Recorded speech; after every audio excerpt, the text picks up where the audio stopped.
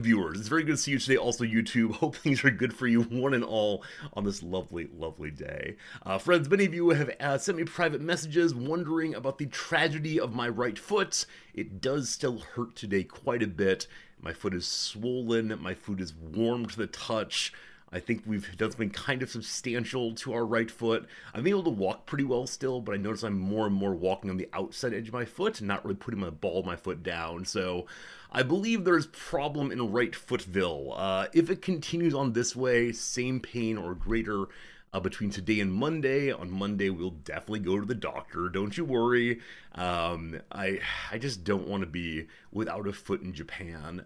Japan is not an ADA compliant country. It is very unfriendly in terms of being on crutches, one of those little wheelie carts or otherwise. So if I end up having my foot cast, I will not want to go outside at all, and I'll have a good reason not to.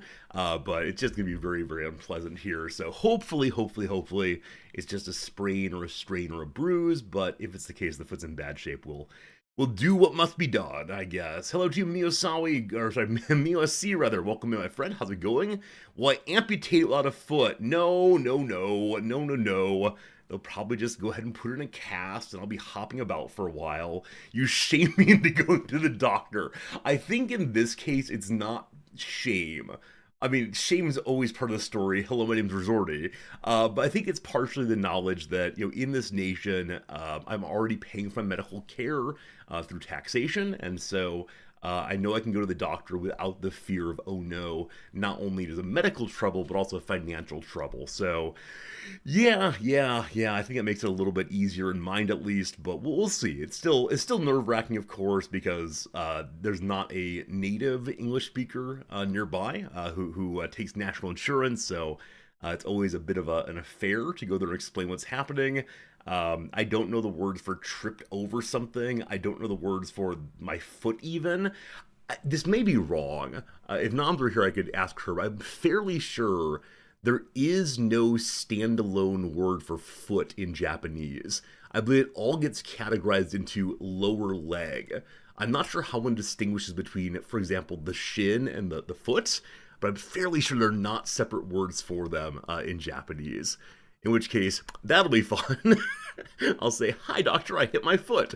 And I'll start looking just below the kneecap, I suppose. Elle, still welcome in. Good to see you today. But yeah, that's the big thing on my story. Other than that, yesterday was just a nice time. Yesterday was a good time. Relaxing with Noms when she got home. That said, Noms had one of those experiences that she gets to have because of who she is. Yesterday, she was invited to a dinner, no, lunch rather, with a number of muckety mucks inside the Japanese business establishment, educational establishment, and so on. And it was a luncheon at which the new ambassador to Japan would be welcomed. There's going to be a very brief political interlude here. It won't take long, I promise.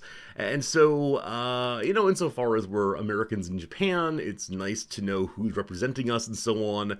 As Nam's kind of a muckety muck in the educational circuits, it's good for her to make these connections in order to make sure the student visas are well processed, to make sure there are continuing incentives between the embassies and the university when they put on programs that are supporting civic engagement and so on that the U.S. wants to promote here. And so this was a Chamber of Commerce meeting. And the Chamber of Commerce here, primary purpose is to strengthen and build on economic relationships between the U.S. and Japan. It's thinking that global trade of this sort benefits everyone. They try to find win-win-win, yes solutions to strengthen the economy in both directions. Out of this has come a number of pairings between American auto companies and Japanese auto companies, which have been able to teach each other different techniques and skills throughout the years. And so this organization, pro-business, business is the main topic. And so, they got there. There were a few hundred people in the room, apparently. And, the chairman of the Asia or Japan America Foundation gets up and makes a very nice speech about the relationship between Japan and the U.S. and how the post-war era has been very good and so on. And very welcoming speech. We're so glad the ambassador's here for a period of friendship. The ambassador gets up, and the only thing he wants to talk about is military. Again, at a dinner about business. And so his entire speech is about how those Chinese are threatening everybody, and we gotta militarize this area even more because those Chinese. And man, Nam said that the air was just sucked out of the room because, again, these people are about connection and friendship and how to make the economy better. And instead, it was that. And apparently, the person just after the ambassador, another high up business person in Japan, some CEO, I believe, got up and returned to script. And I asked Noms, why didn't he engage at all with the themes of the prior speaker? And she said that's not how it's done in Japan. In Japan, you just ignore and go ahead. You believe that everyone in the room has the same opinion of you, of that being an unfortunate speech, and then just move on. So I don't believe this ambassador will be helping us with matters of education or matters of friendship between different communities. I think maybe we'll start I don't know, officer candidate school over here or some sort of I don't know, online warfare propaganda program. I'm very happy with that. So as we know, ambassadors are just people too, and they're sent out to do the bidding they've been told to do, but that was a disappointing experience for us. And over the course of the ambassador's tenure here, we'll have a few more opportunities to meet him. He comes to the university occasionally. He occasionally has dinner with people of my wife's rank, and I might end up going to that, and I'm not looking forward to it because it's one of these cases where I'll feel like I need to be someone I'm not and be a kind and welcoming party guest. And it'll be hard for me to hold my tongue in some cases, but occasionally I move I act not from resorty mode, but instead from Noms's accompaniment mode and try to help her with her goals, whatever those are. So how it goes. Anyone has some cool weekend plans? Anything unusual going on? Anyone doing some nice things out of doors because of the increasingly warm weather?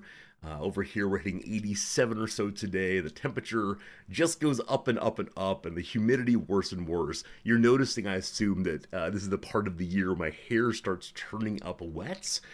Because the humidity in this floor of the house gets so high so quickly. And the only way to deal with it is to leave the air conditioner on overnight. But I don't understand where the humidity comes from inside of our house. And we have a whole house fan that's meant to normalize air throughout the house, and it's terrible. So even though my hair is nice and short, and I showered probably 45 minutes ago and dried my hair that way, it's just gonna be what it is. And people will show up and say, Resorty, why are you sweating? And I'll say, I'm not sweating, I swear. We do this every year now, unfortunately. Jim, you're going to a brunch with a friend of 40 years. Oh my goodness, Jim. If you don't mind my asking, where'd you meet this friend? What was the first instance of your friendship? That's an amazing thing to have. I'm sure that this keeps the standard line of your oldest friends remind you of who you used to be and maybe who you wanted to be the whole way through. And hopefully it's a centering experience for you and you can connect with someone who's obviously very important to you. It's really cool from middle school. Yeah, it's amazing to maintain a friendship all the way through like that. And yeah, as I said before, I'm a little envious of your doing that, but cool, very cool. Hope it's a good conversation, and even more so, a good brunch. Caffeine Fiend, you're making bread right now, going to your nephew's birthday party. Making bread is such a good time when it works out. When I was first trying to make bread, it always came out so hard and lumpy, and I discovered I'd misread the recipe a couple times in a row and put in I think too little water and too much something else, and it was just not good at all. But yeah, the ability to make bread is such a for me at least, a life affirming moment.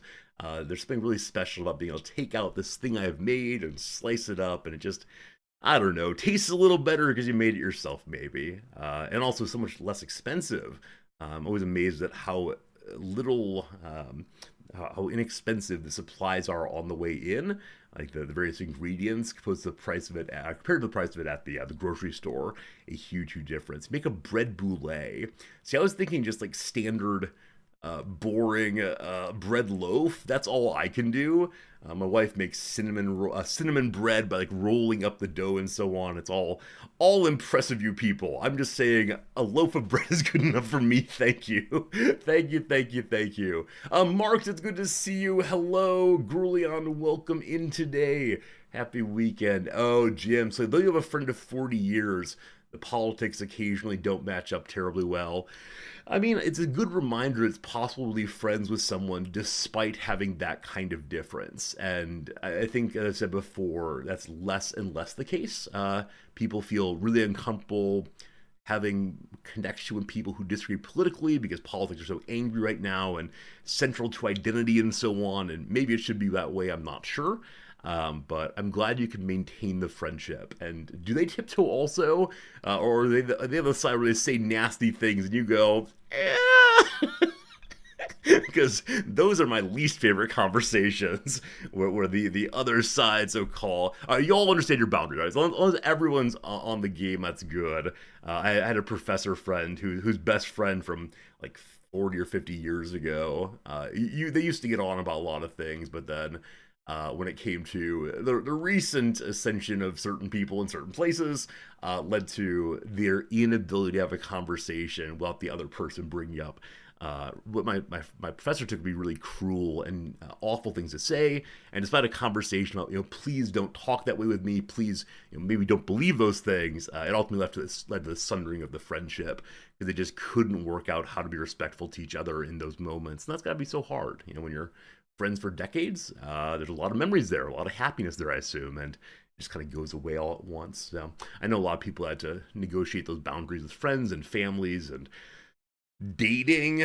I've heard from a number of my women students that political questions on the very first date occasionally lead to some very unhappy conversations. So I don't know exactly. Hello, Lucky Top Decks. It's good to see you. Hope you're having a good date today. And yeah, like I said, this weekend we don't have much going on. Noms is very sweetly going for a run today.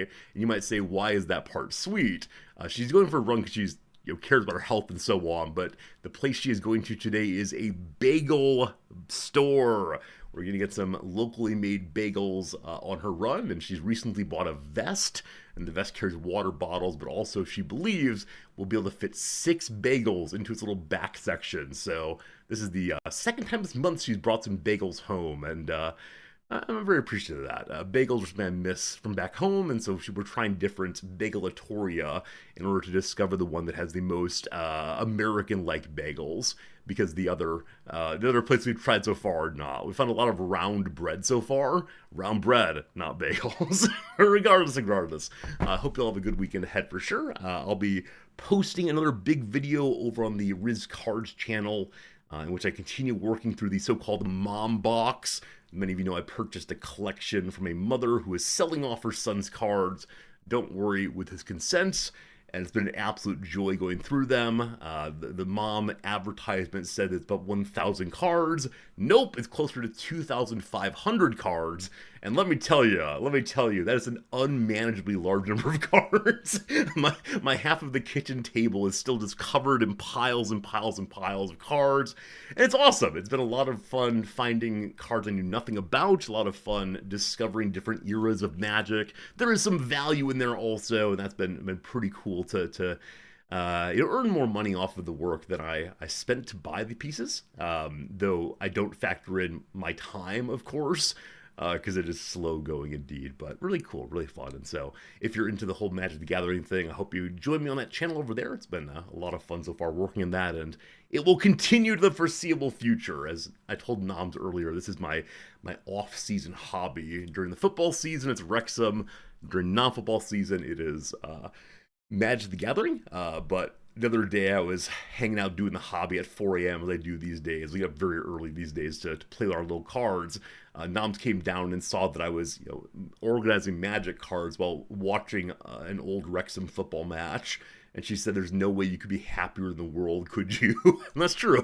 Getting both my favorite things simultaneously, very, very, very good. Okay, I think past that, I got nothing to say.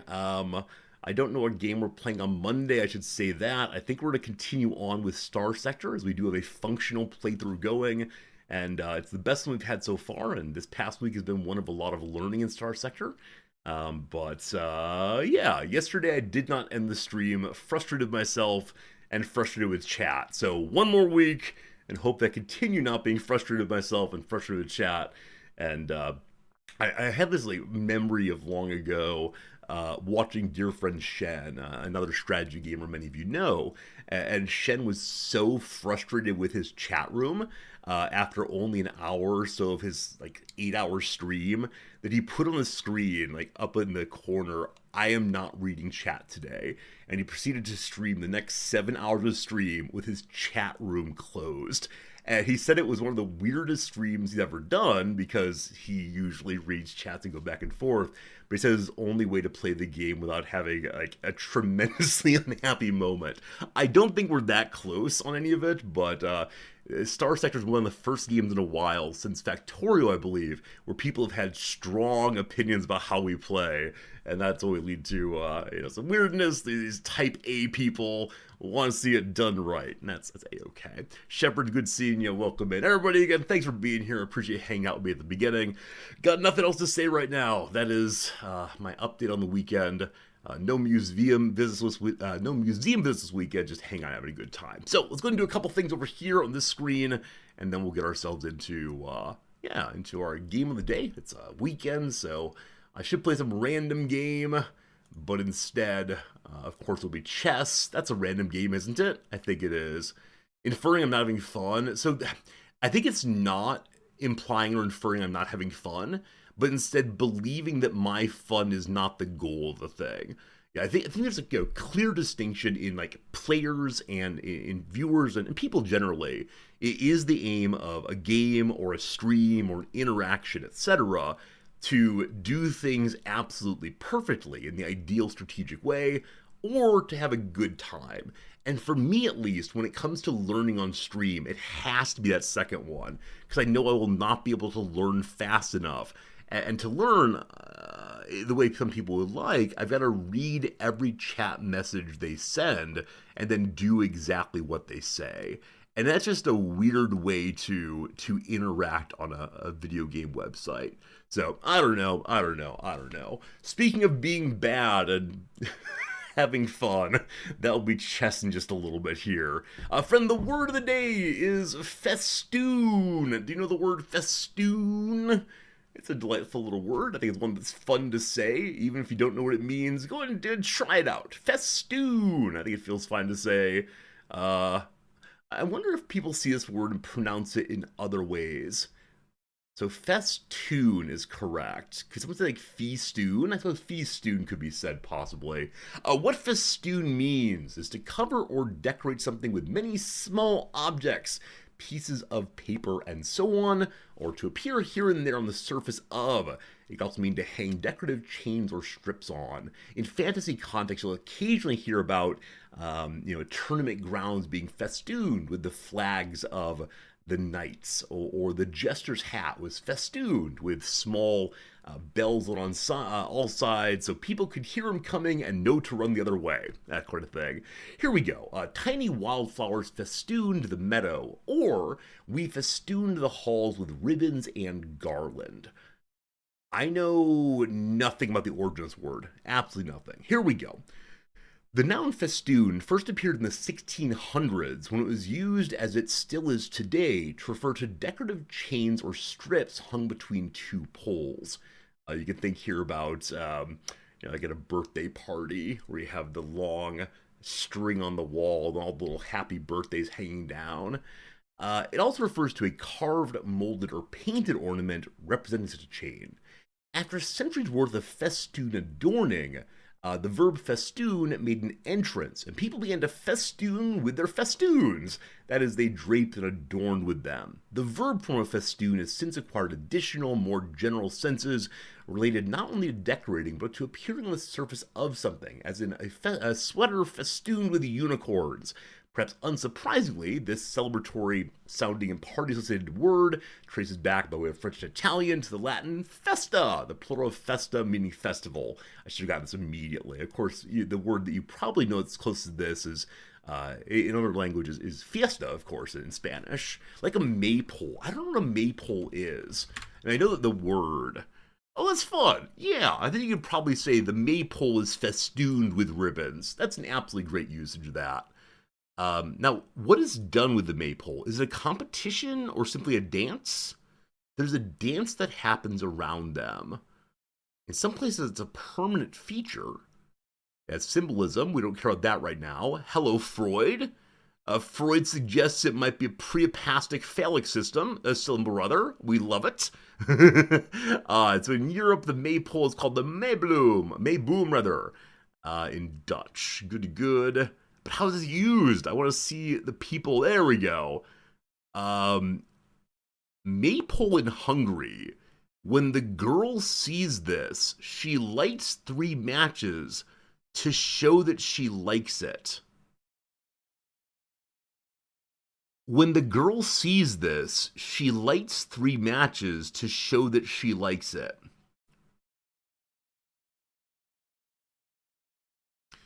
Wikipedia editors, please fix. I don't know what this means. Often it was only in front of the priest and judge's house that a tall maypole was erected, but every girl had to have at least 1 branch. Usually each suitor would put 1 in the girl's garden. Often they would carve it out and write the boy's name on it. The cutting and wood delivery had been done in secret on the cover of Night, so the lady in question would not suspect anything. When the family saw the boys, if the girl liked the suitor, they invited him into dinner and proudly left the tree in the garden. So this is like TPing. Is this done where you're from? In the United States, there's like a celebration / prank of going into people's houses overnight and taking paper for toilet paper, and like throwing it in the air so it gets caught in the trees. It's profoundly wasteful. Is this done in places outside of the US? It's festooning the trees with toilet paper. On homecoming weekends. Okay. This is flirting at the people's homes. Delightful. Now, where's it against Hungary? Yeah, probably like you said, Hungarian mistranslation here is when writing as best they can in English. That's cool. So, is it always involved with romance, or can it simply be celebration? Alright, so procreation, ring dancing with children. Alright, so it's something to do with procreation and the joy of spring. That's lovely. Thank you for teaching me that one. I now wish to know the process of TPing. Will that give me what I want to be? Toilet papering. Alright, is this done? Is it legal? Who cares? So it's listed here with examples only of the United States. Huh.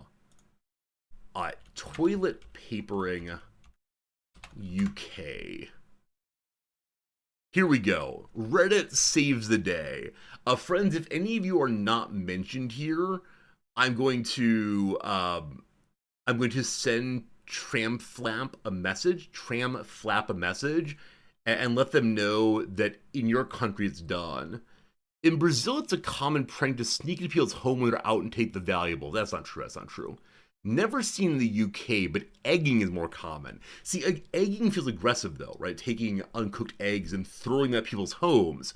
She's more aggressive than leaving paper behind. It's a thing in Canada, along with soaping windows. You rub wet soap on windows, it dries and is hard to see through. Hilarious. Team, it is time for a confessional. Don't you worry, Priest Resorty here will absolve you of all of your sins. Did any of you ever do this kind of prank? A little bit naughty, maybe, but not like, I'm not like asking, have you shot someone? Simply, did you do TPing? Did you throw some eggs? Did you put wet soap on someone's windows? It's not a thing in Denmark. In Germany, you might get your car packed in toilet paper. Huh. Jim egged houses when you were young. Oh, Jim, I see how you have changed, how you've grown. My son, I absolve you of your misdeeds. In Australia, we roof rock houses. So we throw rocks that bounce off of houses. People go, what was that? It does no real damage, though, I see, though.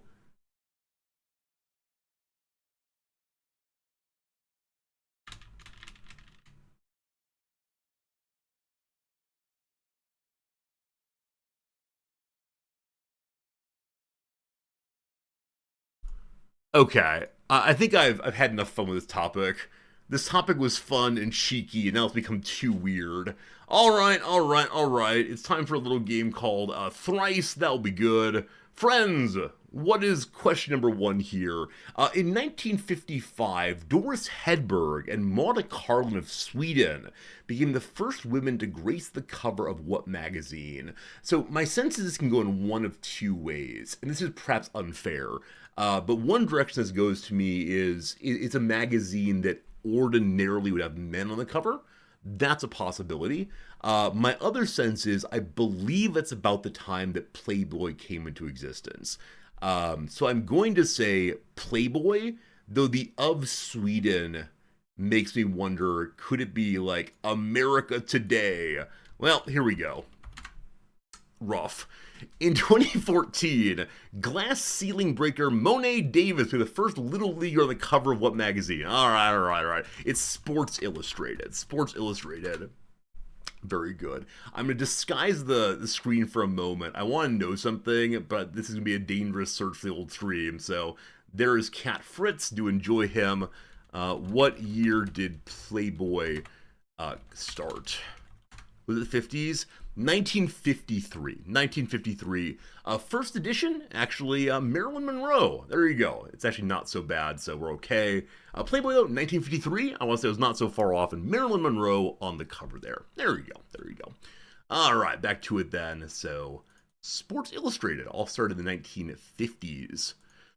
Cool. Next one here. What Chief Justice wrote the majority opinions in Brown v. Board of Education, Miranda v. Arizona, and Loving v. Virginia? This is the kind of thing I have taught previously.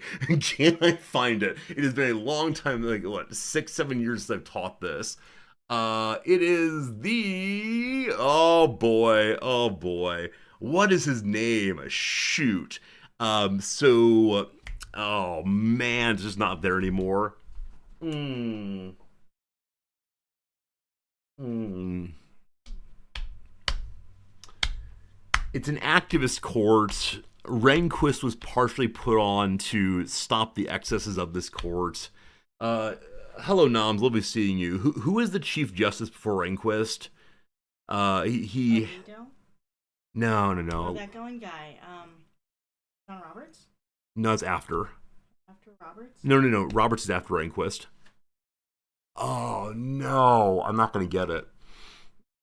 It's often said as the blank court is the most activist court. Oh, is this supposed to be the answer to this? Yeah. It's 1950s. Yeah. Oh, I can't get it. I can't get it. I can't get it. It's not there anymore. All right. That feels bad, man. All right. What if I told you also headed the committee? It's Warren. It's Earl Warren. Yeah, yeah. The Warren Commission. Yeah, we're good. Hello, friends. Hello, friends. I apologize. That was not a good moment. Hello, sweetie. What are you up to? I didn't know that answer. It's okay. Again, I've taught this before. It's embarrassing when I've taught things. I just cannot find them. It's just a name. I can talk about the period, no problem, but the names are all going. Well, that's okay because that's what the internet is for. That's what the internet is for. You don't actually need to know these things anymore. But this is an old man's game you are playing. It's true. It's true. The question to be, how fast can you Google these things? Yeah, exactly. Yeah. Yeah. Anything to share, Noms, or should we get back to the game? What are you up to? You can get back to your game. Okay, very good, very good. Question number 3 is going to be, Weird Choice Marketing Group. June is America's national month for what deli meat? I'm going to say bologna. It is not. Pre-Hispanic Mexicans serve mole with armadillo, duck, or what native bird that's totally in Nahuatl? I assume it's turkey, because June is a weird month since we use turkey in November here in the U.S. There we go. Here in the U.S. Yeah, I say here in the U.S. in a way that's perhaps not useful. So all 2 points so far. There's a National Deli Meat Month. Solstice, there's a National Everything Month in the U.S. It's absolutely amazing. But it's also Pride Month. So It's like not cool, man. I think one has to accept that there are overlapping blank months in the U.S. and in my view, it might be a mistake to let any of them have predominance. Now, I'm not saying that pride questions and turkey questions are the same, but Today is National Donut Day. Today's National Donut Day. It's amazing. You're getting non-sugar donuts today. I appreciate that. You're welcome. I already told them. They're all very impressed by you, of course. Sweetest woman ever. They're only 12 months. And More so than Grace Hashimoto. we have to say that there are only 12 things to care about in the world if we're to say that any topic gets preeminence in a month, in my view. All right, very good. On we go. Number 4. The Greek word for chalk gave us what alternate name for calcium sulfate dihydrate? Noms, do you have to know the Greek word for chalk? Not off the top of my head. Yeah, it's not there for me either. Calcium sulfate dihydrate. Is it Tums? Is it Tums, possibly? It is not. The namesake dunes at New Mexico's White Sands National Monument are made of what common building material? I don't think concrete, sand, granites. What are buildings made out of these days? Concrete. I believe that humans make that, unfortunately. Plaster of Paris is their name for what G stuff that has nothing at all to do with the Roma? Gypsum, then. Gypsum. Hey, we got it eventually. That was not good. You're welcome to say it at Caffeine Fiend. I ignore chat while doing these, but you're willing to say whatever you want to. Last one for now. A descendant of Charlemagne is chosen to be king of France in John Steinbeck's 1957 book, The Short Reign of Blank the Fourth. I do not know. Now, do you know? Nope. They're hard. Charlemagne himself gets killed by the title character, who is also an apple variety in what Stephen Schwartz musical? Noms of musicals. Is it Pippin? Pippin! That seems absolutely right. Pippin! No, it's spelled with an I. It's spelled with an I. I apologize. Noms, thank you for helping. They let you do it even if you misspelled it. Yeah, they have a number of misspellings available here, which are very generous. So, nice. there you go. It's Pippin all the way through. Didn't Neil Patrick Harris? No. He Hedvig. Yeah, he did Hedvig. He also presented at the Tonys in the year when Pippin won big. Oh, the revival. The revival, yeah, absolutely. Okay, thrice is done. Friends, it is now time for the last portion of the intro, except for the best portion, of course. It is time for the redactyl. I'm going to put you all in just 10-second slow mode today, given how chat is moving. I think there are not so many people playing right now, but what did I see? Jack Black has done Pippin also. Wait, really? That's ridiculous. What words do you... I guess he is a tenor. Jack Black is a tenor. I can't imagine. Wow. I feel like that's how Jack Black sings. That was amazing, Noms. Thank you. That's what that was about. Axix, thank you for the resubscription. I appreciate it. Thank you for the 94 months of Tier 2 subbing. That is too kind of you. Are you my Johnny Carson now? No, not Johnny Carson. Are you my Ed McMahon now? Yes, sir. Maybe I'm more Max Weinberg. Max Weinberg, the drummer. Yeah. I think Andy Richter. Oh, yeah. Was the side band, Andy though. Richter. I like to be Andy Richter. Here we go. Ancient, number 1. None. History, 7 histories, Steve. How about the word French? There's 1 French. Axis. None of those, unfortunately. How about the word city? We have 7 of those, and modern, 7 of those. Is it a person? Wrong game. 8 people, though. Is it a capital? There's 6 capitals. Is it in Africa? There's 1 of those. Is it in Europe? There's 15 of those. Is it the Vatican? Nam, do you want to play also? If not, it's fine. No Vatican. Number, there are 8 numbers. How about the word large? There are 36 large. Something involving a capital and largest city. Is it Mongolia? Mongolia? It's not. Is it Monaco? It's not. Northern. There are 18 northerns for sure. Religion I missed before. I apologize. I would like to play. You want to play? What's up? River. I like it. There are 2 rivers. The right. Your own private Idaho. There's no Idahos. How about in Denmark? That nation I forget about constantly. Hey! Holy cow! Shepherd. Well done. Well done to Denmark. That's amazing. Very good job indeed, my friend. Impressive, impressive. Nordic country. Nordic country. There you go. Northern Europe. Now, will you be interested in staying for the Wikipedia game? Nope. All right. All right. Oh, thank you, Mahara. Yeah, Maharo says hello to you. Hello. Maharo's very nice. Denmark is a Nordic country in Northern Europe. It's a metropolitan part of and the most populous constituent of the Kingdom of Denmark, a constitutionally unitary state that includes the autonomous territories of the Faroe Islands and Greenland. The Faroe Islands, ha ha ha.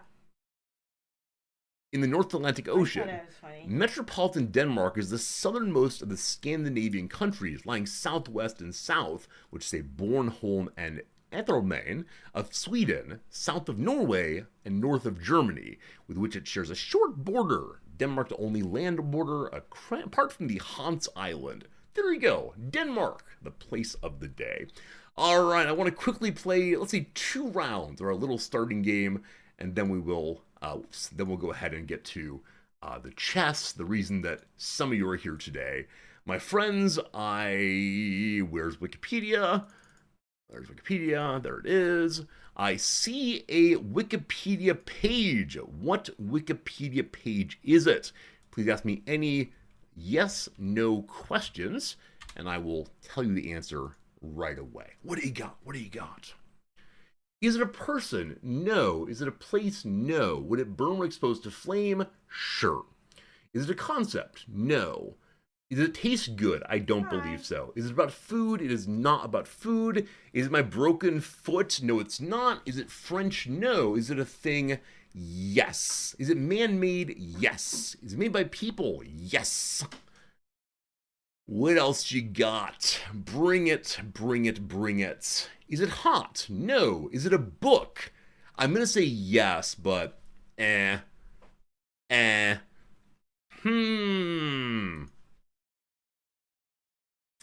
What do we got? Did it exist pre-1900? It did. Is it mass-produced? Today, sure. Not in the sense you mean, no. Invented in England? No. Is it a comic? It's not a comic, no. Is it a chart? It is not a chart, no. No, no, no. Could it be a gift? Not in normal sense, but I like the question very much. You can give anything as a gift, though. Remember, actually, I'm not sure if you're here yet, but there's a period when I was being very silly on stream, not that I do that these days, where I do things like, friends, it's time for a giveaway. I'm going to send you this pen. I have touched this pen. Would you like this pen? That's the period when we sent the staple remover to someone. So, anything's a gift. Could it be used in a kitchen? No. Did kings use this? Sure, some did. Is it academia related? In some sense. Does it contain words? It does contain words. Yeah, absolutely. Absolutely has words in it. Or on it, or with it, or near it. Gotta be careful with my prepositions. They give away too much sometimes. What do we got? What do we got? Is it a book? The answer is no, but yes. Sorry. I'm basically saying, is it a book? Yes. I'm just going to say yes to not complicate things too much. Is it a magazine? No. Is it a pamphlet? No. Is it a map? No. Is it a theory? No. Is it a slide rule? It's not a slide rule. An atlas? No. It's not an atlas. Not an atlas.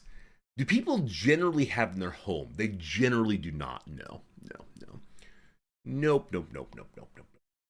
Again, the clarification I offered there was, yes, it is a book, but not in the standard way. Does it contain mostly pictures? No. Is it a scroll? No. Is it evil? No. Not to my knowledge, at least. What would I call actually evil on stream? I mean, I guess if we did Satan, sure. Sure, Satan's evil, but past that, I'm not going to use the evil word all that much. Like Nietzsche says, let's think not in good and evil, but good and bad instead. Is it reference material? No. Does it come pre-printed or do you need to fill it in yourself? It comes pre-printed, I believe. A dictionary? No. Did it exist before 1600? It did exist before 1600.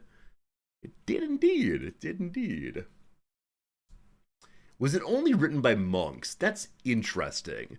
Um, I don't know. I think the answer is no. The answer is the answer is no. The answer is no. Is it unique? In one sense, yes. In another sense, no. I would say no. It's not unique. The Magna Carta, no. Is it in Latin? No. No, it's not. No, it's not. This is the smiling face part. Would it be before 15 or 1440? It would between 1440. Is it the Bible? No. Is it in German? No. Is it a historical document? Not in the sense you mean. For example, it's not a birth register or a king's speech. Um, Historical document can mean lots of things, of course. Not German, not Latin. Someone asked earlier, is it from England? Not from England. No. Nope, not that. What's left? Does it belong in a museum? Some versions, sure. Is it a work of art? Not in the sense you mean. Is it on paper? Yeah, absolutely. Absolutely. Absolutely. Is it fiction? I would say yes. I would say yes. Yeah. Yeah, it is. What's left? What's left? We're scratching our heads. We're not sure. Is the original made of stone or clay? No. Is it religious in nature? I don't know where I answered that before. I'll say it's religious in some sense, sure, but not in the standard way. I'll say. Is it Shakespeare? No. Is it Dead Sea Scrolls? No. Does it contain myths? Sure, sure, sure. Is the Book of Kells not the Book of Kells? No. Is it anti-Ottoman propaganda? No. Is it from Asia? Yes, it is from Asia. Is it the Iliad? It's not the Iliad, no. But nice direction to go. I was thinking about the Iliad earlier today as one to do, but no. Is it the Mahabharata? I did this for you. I did this for you. Maharo, don't say I've never done anything for you, my friend. This morning I was on a walk saying, what would be a good topic? And the Mahabharata came to mind almost immediately. Maharo, well done. It is the Mahabharata. Well done. So I had to quickly scroll and see what is the traditional telling of where it came from. So Ganesha, one of the aspects of, or the avatars of Brahma, goes forward and listens to this story. It's probably the best known and most important of the early Indian documents, and it tells us its important story about the relationship between family and divinity, about the relationship between virtue and love, all these important things. It has words in it. I said it has it in it, but also near it. I don't know. It got a little silly there for a bit. No worries, no worries. I just want to show I have some facility in things other than Western topics. With that said, we're going back to other topics here. We should get a little more easily. What was the second topic I had available today? Yeah, it was this one right here. It was this one right here. Yeah. I think we'll know this. I think we'll know this. There's a Wikipedia page on the screen right now. What is it? What is this screen? This page? What's going on? Would it burn when exposed to a flame? Sure. I love the early questions. Did the Mahabharata take the energy out of all of us? I apologize. Is it a person? It is a person, yes. Is it philosophy? It is not philosophy, but I wonder how many clicks it takes to get there. Is it made by people? Sure, it's made by people. Is it from the Western Hemisphere? Yes. No, it's not. Sorry, not the Western Hemisphere. Are they alive? No. Are they a woman? No. Bigger than their bread box? Sure.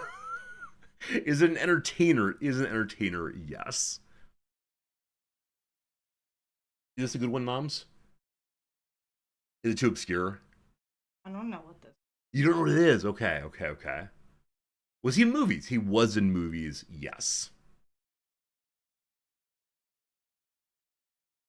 Is it a Marx Brother? It's not a Marx Brother, no. No, no, no.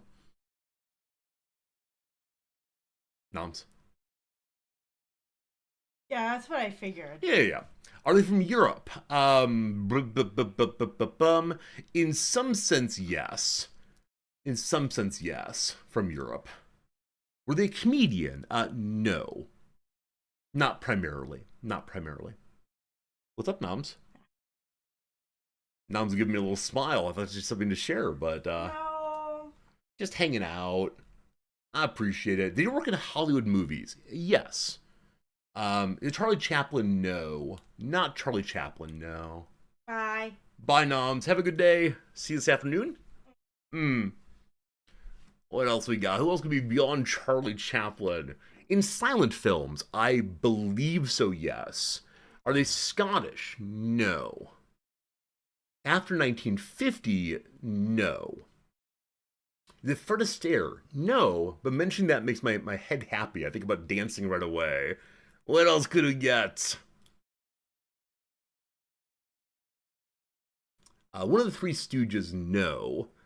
Noms worries this is too obscure. It's not for you all. I believe in you all. I believe in you all.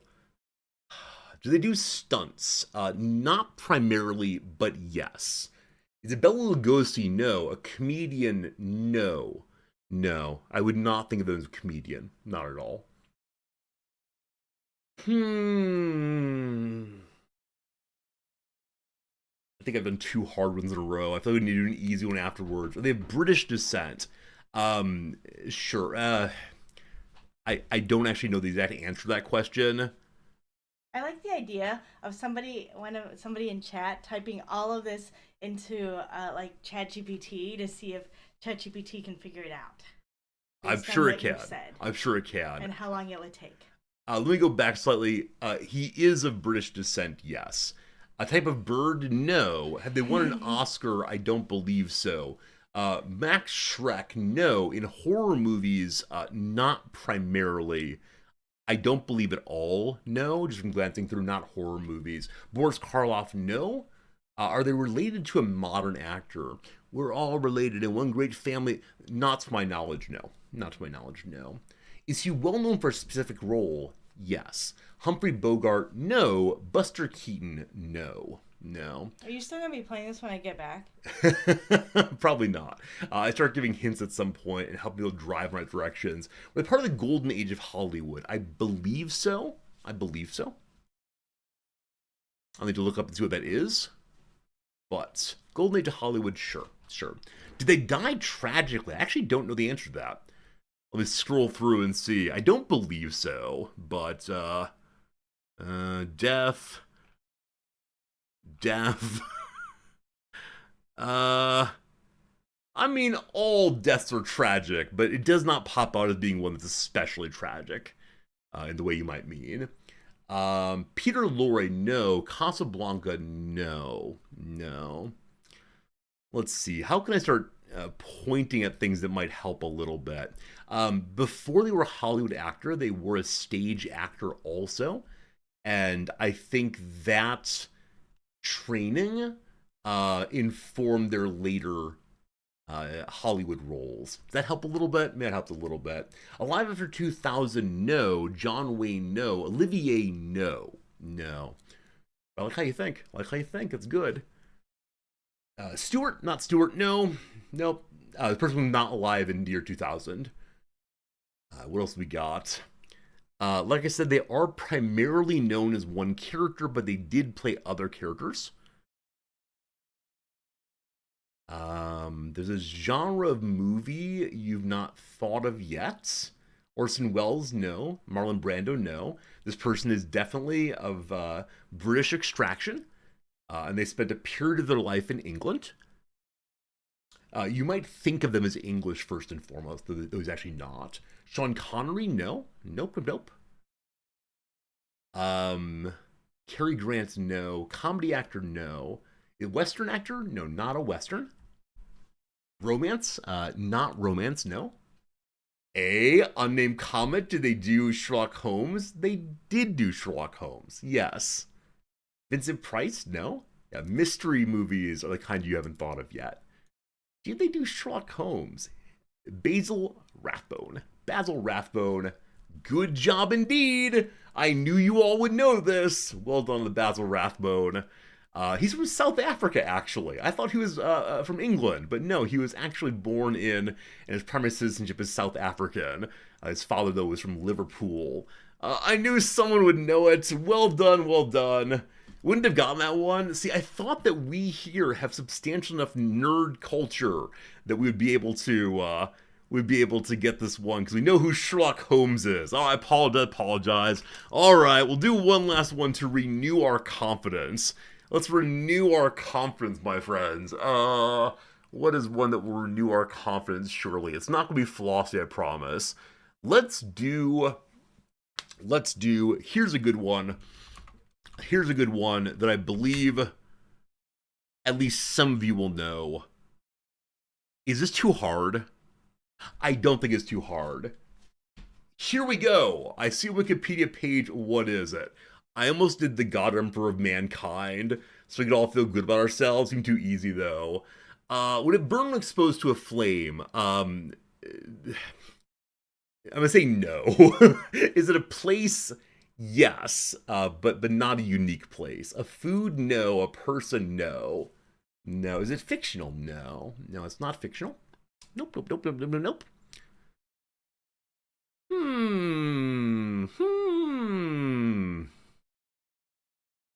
Yeah, many of you will know this. Is it a biome? No. Is it in Europe? It is in Europe, yes. Is it a type of building? I'm going to say no on that. Is it a structure? Yes and no. Is it on Earth? Yes. Is it on most continents? Yes. Yes, it is. Is it a chain of places? Yes, it is. Hadrian's Wall, no. Stonehenge, no. Geological feature? It's not a geological feature, no. No. Chain of places is the one that helped there a little bit. Is it McDonald's? It's not McDonald's. Food franchise? Not in that sense, no. It's not a restaurant, is what we'll say there. Not a restaurant. Is it Pizza Hut? It's not Pizza Hut. I want to make sure it's one that many of you will know. And so I did something to try to make sure that works, but we'll talk about it after the fact. Is it Amazon? It's not Amazon, no.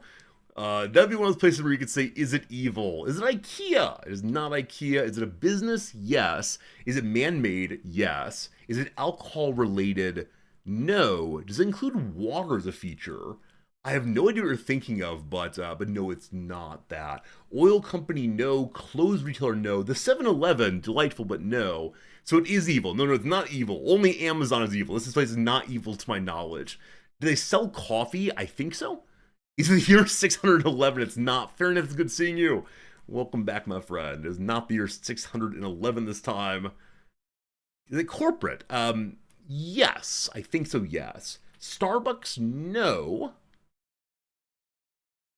There's a certain bias in the channel that I'll point out after a while. Do they sell books? No. Is it a gas station? No. Not a gas station. Raytheon, again, I said not evil things. Is it a hotel chain? No, not a hotel chain. Is it American? No. And that's the bias I noticed. That's the bias I noticed right away. Obvious enough, most of us are Americans here, but it's not American. IKEA, no. Lawson's, no. I wouldn't do Japanese in knowledge. Is it Aldi? Marks, before I did this one, I checked to make sure it was in Ireland also. It's Aldi, my friends! You have these in the US, you have these throughout Europe, you have these in lots of places. United States, Australia, China, and Europe. Aldi, a German company doing groceries everywhere. You love Aldi! A lot of people do. I'm surprised it didn't come up faster. They're everywhere, common man. A delightful little grocery store. And my favorite thing about this grocery store, in the United States, they allow their cashiers to sit down. Most stores in the US require their cashiers to stand constantly. And I think that's absolutely demeaning. Where Aldi has little chairs for cashiers to sit, and it's so much better for their health. So there you go. There you go. You were gonna say that and didn't think it was intentional, Jim. You were on the right track. Well done on Aldi. But yeah, the striking thing for me was how many American corporations were guessed. And of course, it's the case that a lot of American corporations are everywhere, but Aldi, German, German, German. All right, there we go. Intro completed. It is now time for us to say, is there anything else you'd like to discuss? Anything else to chit chat about? Or is it time for the pivot into some game, some random game? We'll play the wheel of what games should we play. Let's see here, the wheel of names. Want to make sure there's a variety of games we can play today. Let me see here. Musical written by ABBA that has an arbiter. Game in which there are horses, but no riders, or chess. Which game do we play? A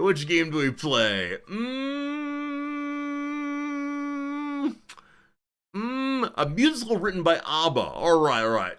Which musicals are written by ABBA? Oh. There's a musical written by ABBA called Chess? So stupid. Oh, you thought the Wheel of Anime. What was that one called? Like Random Game something. Oh, there we go. Steam Game Gauntlet. I forgot about this bit. This is the best bit ever. Friends, we must say hello to... Oh, what's her name again? It's somebody Chan. Hey, Brickhead, how you doing? Nana-chan, that's right. Nana-chan, good morning, senpai. Konnichiwa. Oh, Nap. Her name is Nap-Chan, unfortunately. Nap-Chan. What is the game that you encourage? Oh, ho, ho. I love surprises. Japanese women are socialized to speak up when doing conversation with men. That said, also, I mean, this is true everywhere, but Japanese service people are encouraged to pitch up when working with customers, and they're explicitly trained on this. Friends, the game we should play today is Stories of Betham Full Moon. It's a 43% out of 100. Let's go and check this thing out and see what's going on. Be enchanted by a classic-style action-packed adventure full of secrets, puzzles, unrecorded love, exploration, and loads of madness. Discover the amazing story of Koma and the Witches of Betham. Wasn't there some game we found on Nappa-chan's wheel that we actually played on stream? Like, this one I'm not going to play. It's only probably $3.50. But no on that. One more Nappa-chan. He filtered to only show games with score over some percent. Why would we do that? Why would we say this is like wheel of random good games?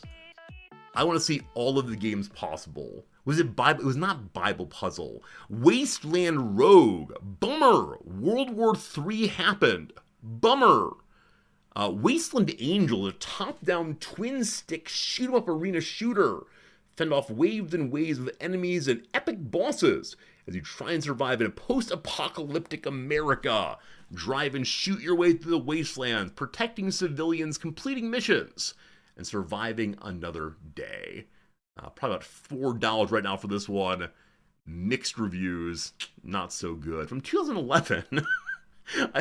When did Steam actually come out? Like, what was Steam Store origin? 2003.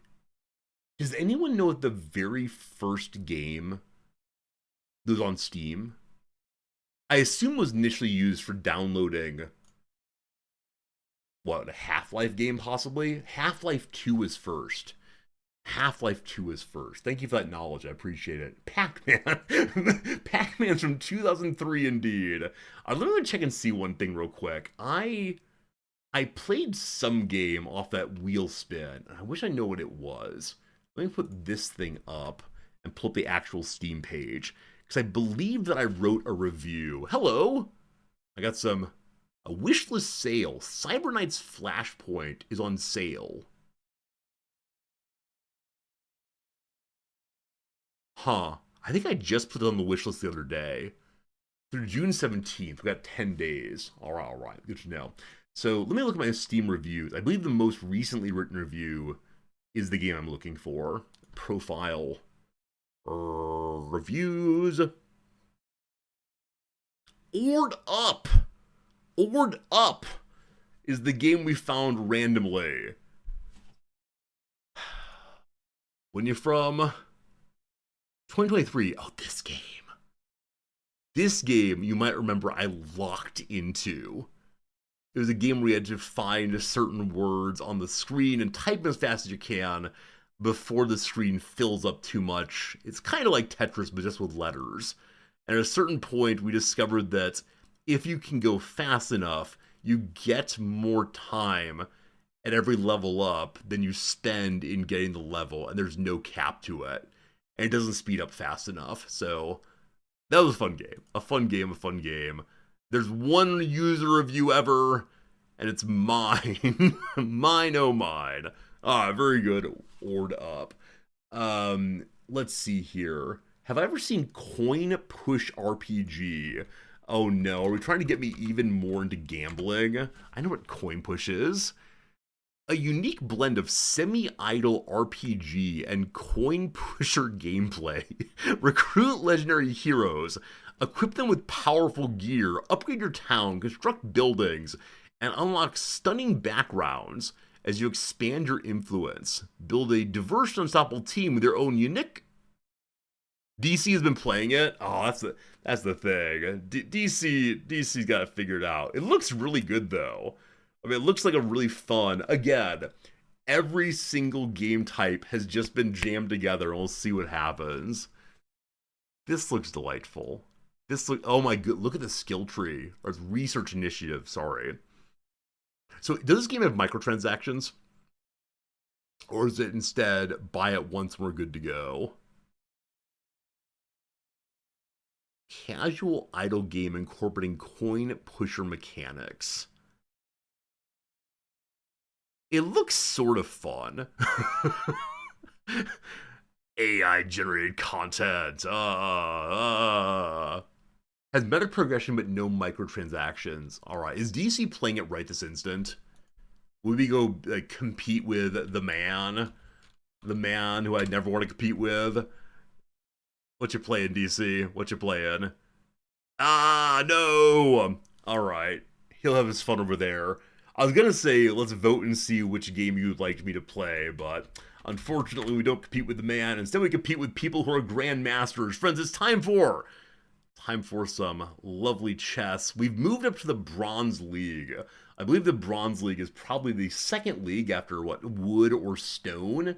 Maybe it's the third league, whichever way. We're gonna change now to chess directory E.L. Low. That's gonna be the title today. And we'll see who comes by and hangs out with us. Always a good time, though. If you're only here for the intro, I totally get it. I know chess is not for everybody. Let me go and get in that directory, though, and yeah, we'll see how this goes. Welcome, friends, to a little bit of chess gameplay. So, let's go do a couple of chess puzzles to warm up if we can.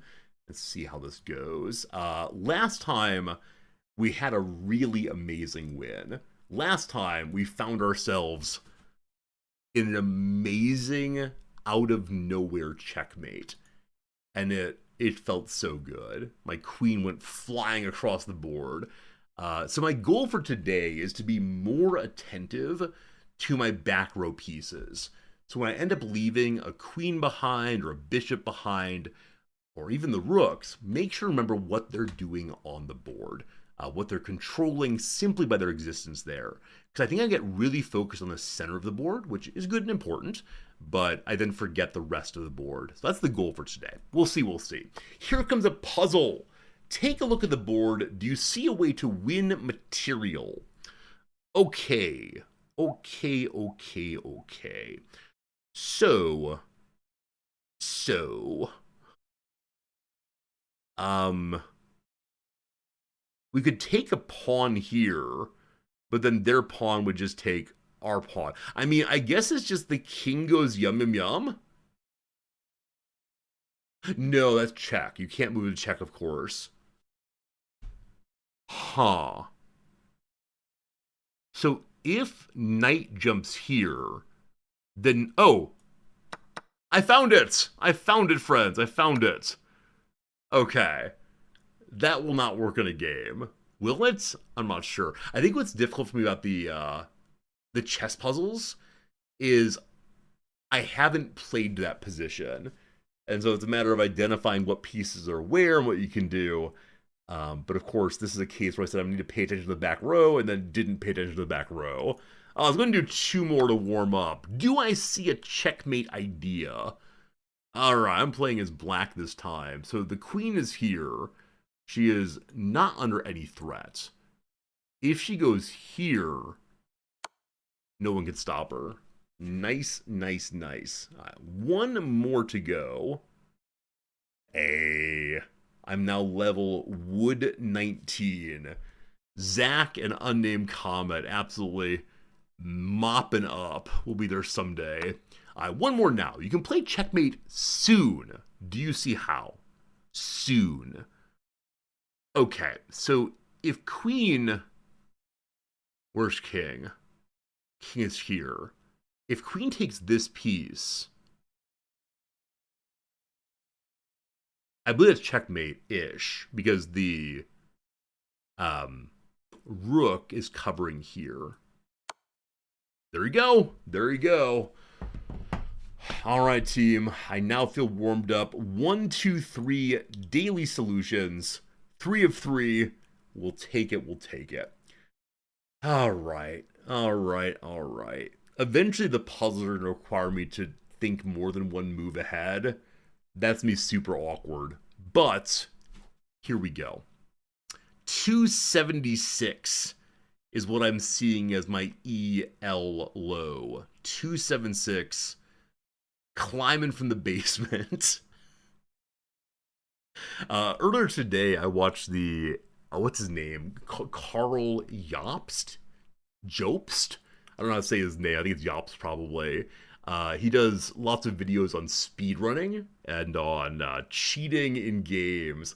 And he, today or yesterday, put up a video on the recent chess scandal in which one of the major streamers, who's not a chess streamer, ended up winning a bunch of games in a major tournament by using a chess engine during the game, which, man, that is definitely an awful thing to do while live. It's very easy for people to identify that you're cheating by making the perfect moves over and over. This is Dr. Lupo. He beat people who were double his ELO very quickly.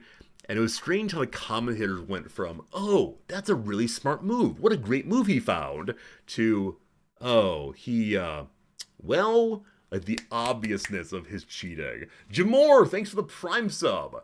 This Ohio City, Cincinnati, the Ohio City was named for an ancient Roman statesman who was known for his patriotism and virtue, leaving his farm to lead the Roman army, returning home rather than reaping the political rewards for victory. I like to use the word reaping there. Yeah, he did this not just once but twice. Cincinnatus was named the dictator of Rome in order to protect the Republic, and then gave up his dictatorial power. There you go. There you go. Jim Moore, it's so good seeing you. Hope life's good. Hope the family's good. I think you had a kid in the past year, but really good seeing you all the way. Unnamed Comment, you're right. Yeah, and watching that video of Dr. Lupo, people come into his chat room and say, look, man, it is obvious you're cheating. You are looking at your left monitor every single move, even though your chat room is off for this. It is obvious the level of decisions you're making are better than Grandmaster decisions. And he just kept saying, oh, these people from other channels, they want to ruin our vibe here. oh, these people from other channels are coming in, and no, no, no, man, why would you come here and insult me that way? In my own, like, he just kept doing this. But then, yeah, eventually said, well, I did the, well, okay, okay, fine, I cheated all the way. And I don't know what that's done for his community. Because Dr. Lupo often puts himself forward as being one of the good guys, right? He does a lot of charity stream. His community is not quite the good vibes of Ko, but it is a like, let's hang out and be chill kind of place usually. And I know there are certain things that a streamer can do to violate the trust of their community. What's something that I could do where you would immediately say, I'll never be in this channel again? Like something that I would do where you're just done. Other than the obvious things like, having racist claims, for example. Play Raid Shadow Legends. Daddy needs to buy magic cards. It really is Raid Shadow Legends. Some crypto scam. All right, all right, all right. Yeah, these things that take advantage of people in some big way. I got it, I got it. Cannibal Santa and Rimworld, I'd never do it. Whichever way. There are certain things that one can do that violate the trust of the community in a way that, that leads to not just, oops, that was a dumb moment. For example, I've had moments of getting frustrated with chat. I've had moments of being a little harsh with people, and I feel bad about that. I apologize, but it's not rupturing of our entire relationship. But I wonder, like, is cheating in a chess tournament in his community the kind of thing that would cause a rupture, would cause some people to say, I'm not going to watch this guy anymore? Because I think I would be a viewer who would say that, right? If someone presents himself as being a kind and generous and thoughtful and caring streamer, and they're openly cheating, like, that puts a real doubt on other things. You'd forgive Raid Shadow Legends if I opened card packs on stream. Alright, friends, say we got a collector booster of... Good. Alright, let's play a game of chess. I do wonder what number of chess streams now include conversation about the Dr. Lupo thing. And I think it's because he refused to apologize for so long that is causing some problems. Alright, friends, we're playing an I Am Casper the Rich from Jamaica, I believe. Awesome. E4 gang, let's go. Let's go. It's old news now. Chess has tons of drama. How on earth did chess go from like being big old nerdy thing to suddenly drama? Maybe there's always drama, just not a lot of people watching it. Friends, we're ignoring chat now. Have a nice conversation. I look forward to seeing your words flying down the screen as I make my blunders. Uh-oh, waiting auto abort in 30 seconds. 30 seconds. So I believe the player... Oh, there he is. Never mind. Okay, we attack here.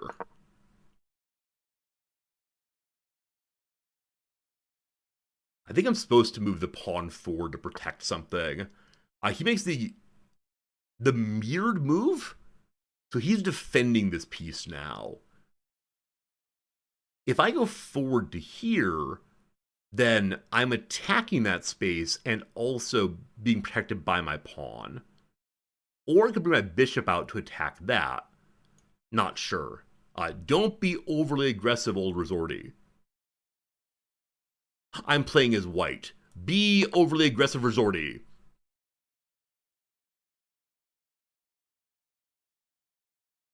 So nothing is protecting this piece now. Yeah, okay, fine. We're simplifying the board. I've been told that simplifying the board's a good idea. Absolute chaos happening now. Just bleeding, massacring. He jumps in. My queen is protecting that piece. I didn't notice that, but that's fantastic. So, cat. That was not the plan. So, my king could step forward. I could move a pawn forward. I could move my knight forward. If I move my king forward, I believe that completely, what's the word? Completely negates the threat. I think that's a good idea. So if I moved forward with the pawn, then he would just take the pawn and we'd still be in check. Interesting. Okay.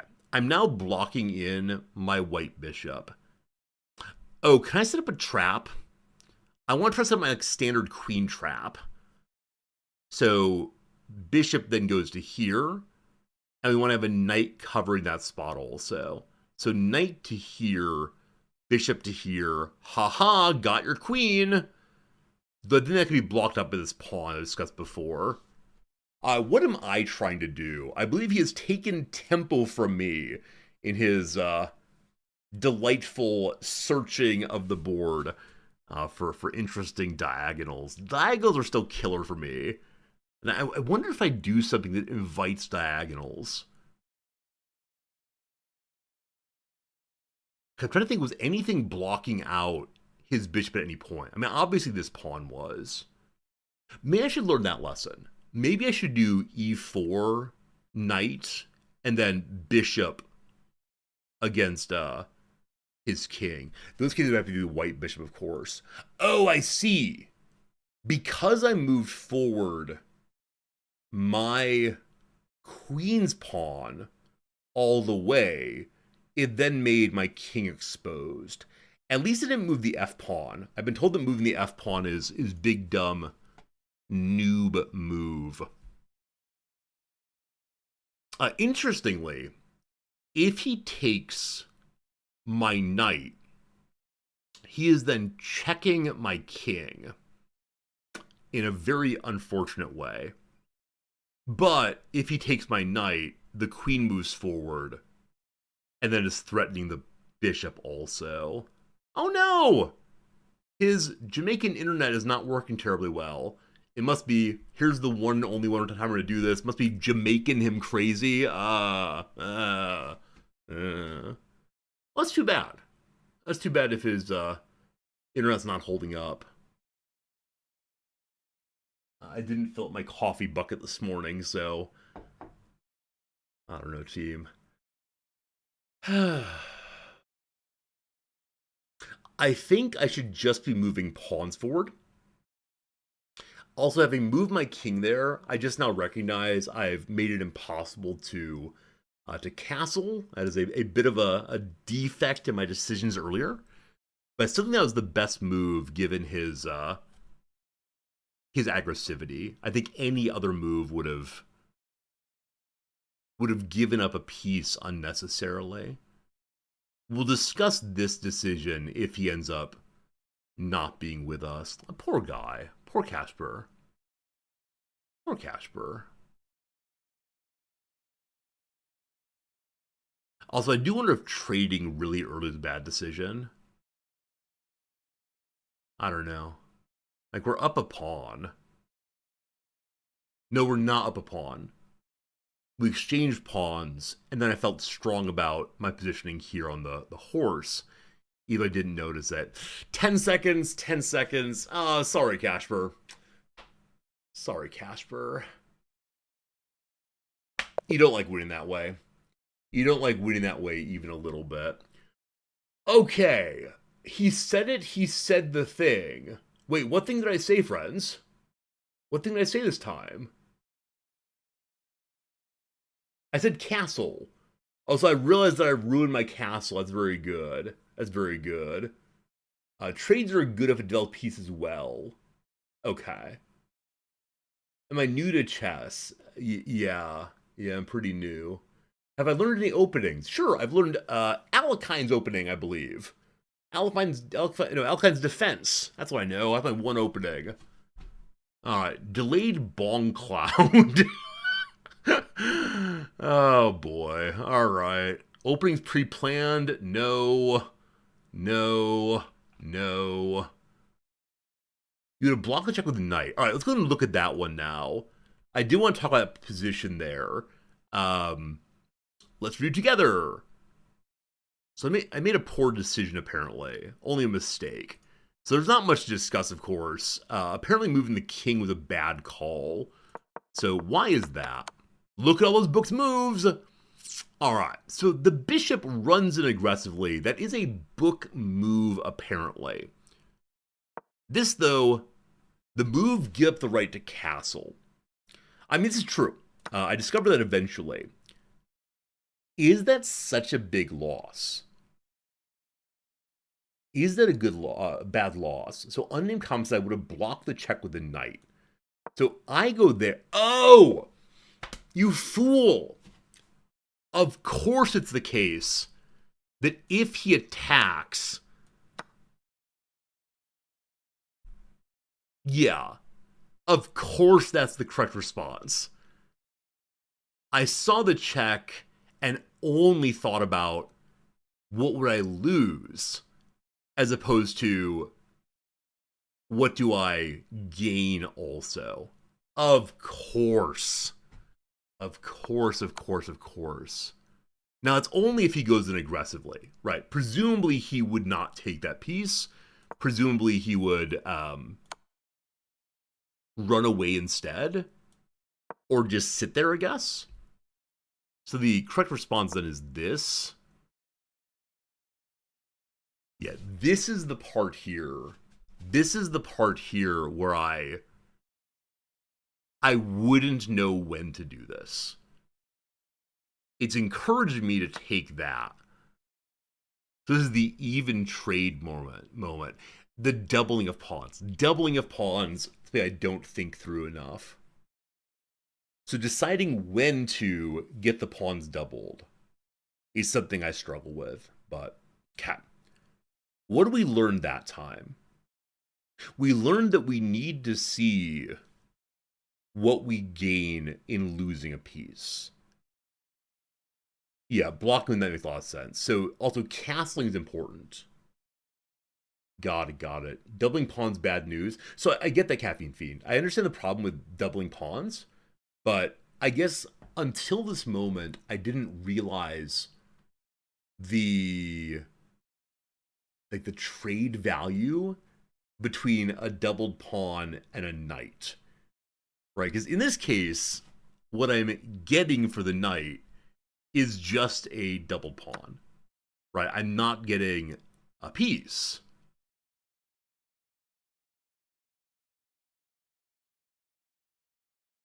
Unless... One second. What if we go this way instead?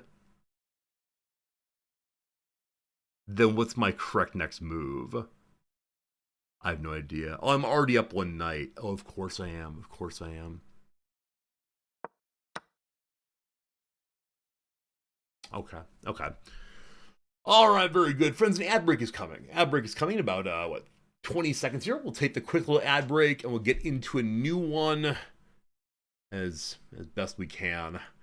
Glad to have a win, I guess, but again, not like that. Hate losing or hate winning that way for sure. All right, we'll go into the crossword real quick. Or do I get some coffee? I'm actually gonna get some coffee because my annoyance not having any. So be right back. Coffee in hand. Is that here? Hey, be right back. Water, coffee, whatever. Happy ad break, and then happy 3 minutes from now, another game. Appreciate you hanging out. See you in just a second here.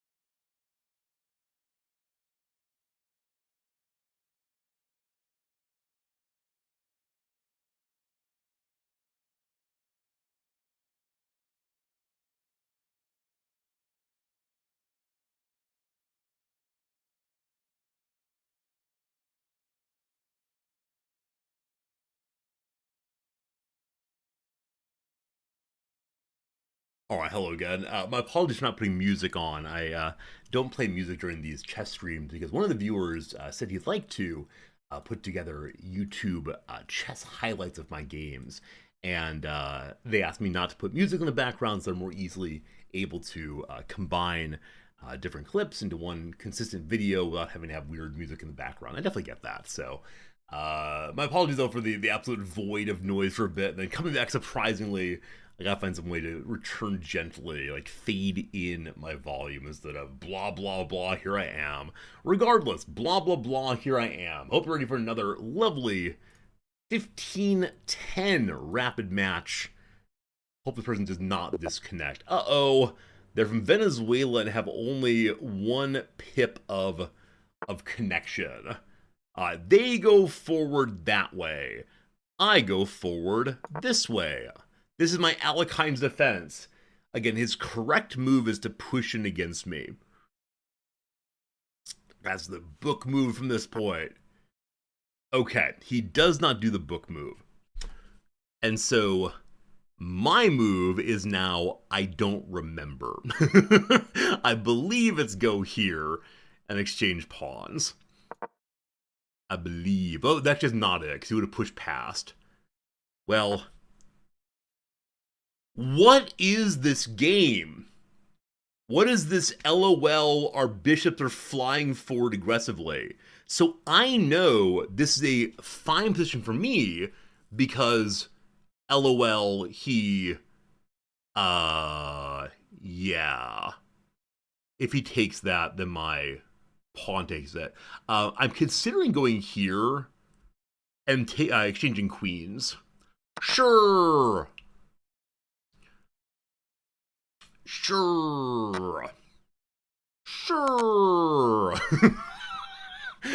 Welcome to Chaos Opening with your popular host Resorty.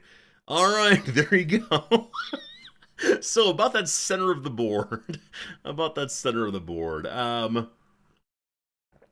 I can go ahead and move now and take the pawn.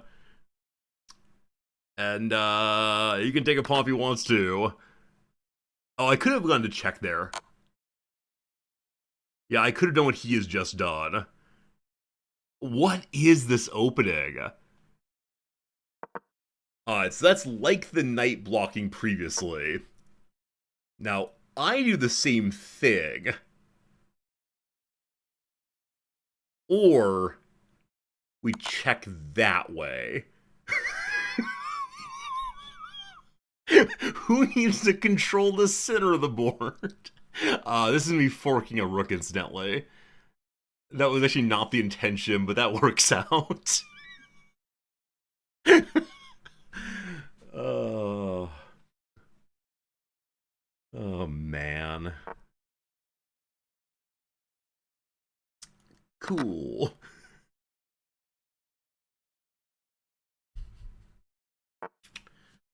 Oh, it's fine. I just now noticed I'm actually attacking his bishop also. A bishop for pawn? All about it. What is this game? What is this game? If his knight comes here, he is then forking my etc. So I need to find a way to stop that. Does this do it? No, he can still move forward. So how do I make him not fork my etc.? I can move my king to here. If I do that, I lose the ability to castle. But if my king's here, he then can't fork. The bishop can come forward and cause problems. I don't know if he sees the fork. Of course he sees the fork. Anytime I said I'm going to preemptively move my king, it never works out. Or do I just accept that I lose a rook at some point here? Can I get a stronger position? With LOL, rooks are fun. Or do I just take the center of the board? And free up?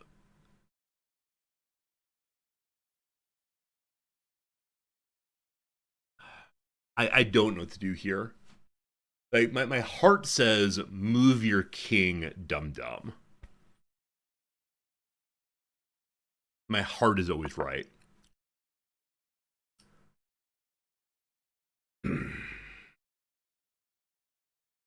I know I can attack the knight or the bishop. Also, my knight's still hanging out behind enemy lines.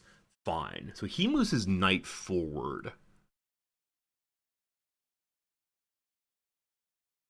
I now attack his bishop. Presumably he just runs away. Fine. I can go here, give him a target for my horse, or his horse, that's protected. I want to find a way to use my... So this is the part where I will absolutely throw away pieces and I'm not very, very careful.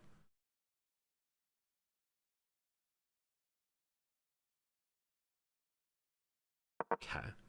Center of the board is being established. I want to move my knight out for the same purpose. We are +9 on pieces right now, thanks to that purely chaotic opening. I can't castle, of course.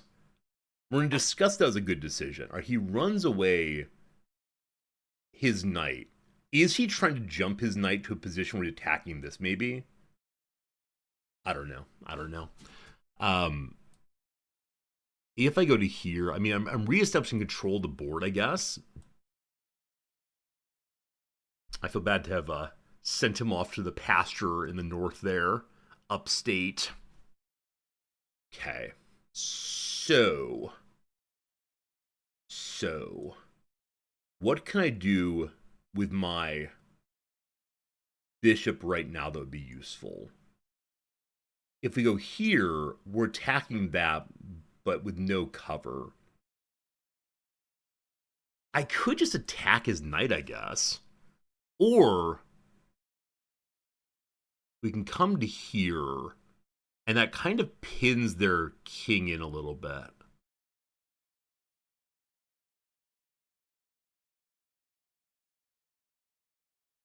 Wait. If I move forward here, it opens up my bishop being attacked, which I guess is fine, because I can just scootaloo.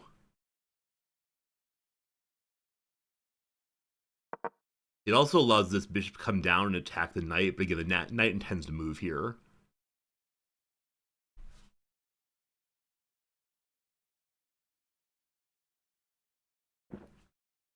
So with no queen, I'm not sure how on earth I'm going to pin down the king. Okay, he ran away. Fine. Okay. I'd love to get you involved more. So if it's the case that we get the knight here, it's under attack then. We don't, but it would also make so this piece is not available to the king to move, but for right now, no. Okay, so our bishop is now available to do something. We can block off the same spot with our bishop coming forward here, but I don't see a clear way to attack the king right now. I guess moving this bishop forward to do something, I don't know what, would be good to allow the knight or the rook to come forward. Or we just develop pawns. So again, a pawn here is such that the knight has a target, but he'd be lost.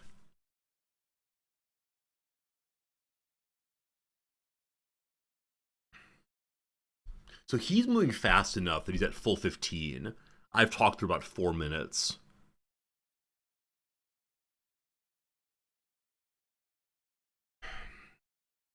I need to develop my back row pieces. Okay. I didn't see that coming. I did not see it coming even a little bit. That's unfortunate. I wonder if I just made that possible. I think I just made that possible, unfortunately. So this is probably our case we just move the king.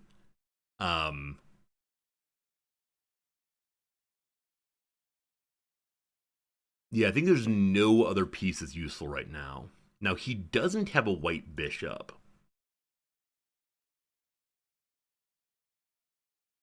Which do I prefer?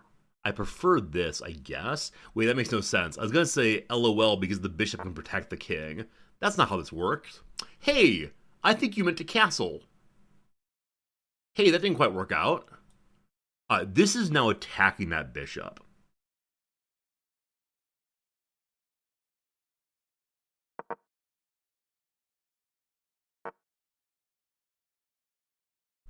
The king is now dancing. I don't see any reason not to do this.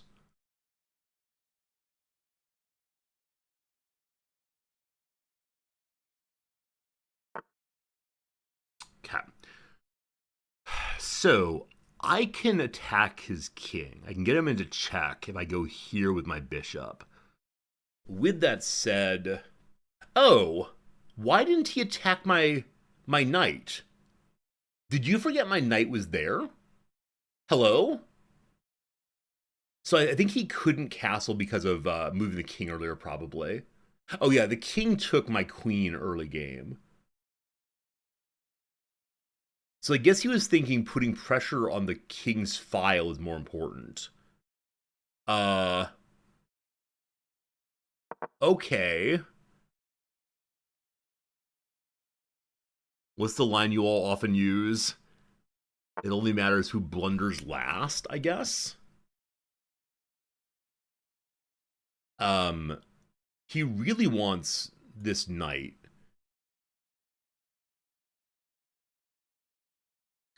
We're okay trading a knight for a rook if possible. So can I lead him into a place where the rook will be taken? Here is safe.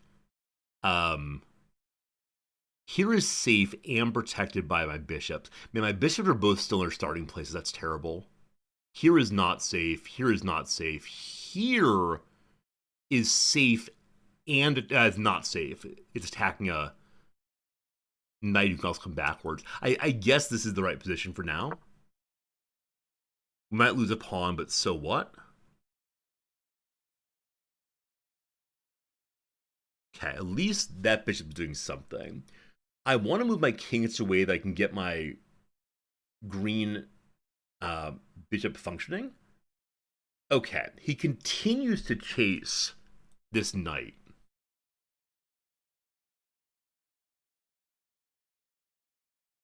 I just don't know why. So we go to here. Is he going to fly over then? Again, if he does, he's welcome to take this knight. I do not care if he takes that knight. And I wonder if there are things I could have done instead of just dancing my knight away. Dancing the night away. We're dancing, dancing. Okay, interesting moment in that if he attacks to here, I'm going to do that. Good job, me, first time. And then I do this. My king is tremendously exposed.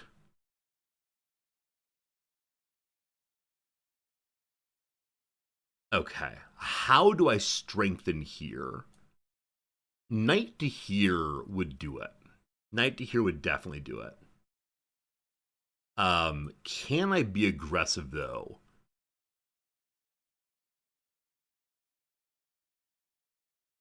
If I go here, it threatens the rook. The bishop is protected by a knight, and nothing's attacking this point. I think that's the right way to diffuse the problem. I may have lost something important though. That also frees my my rook.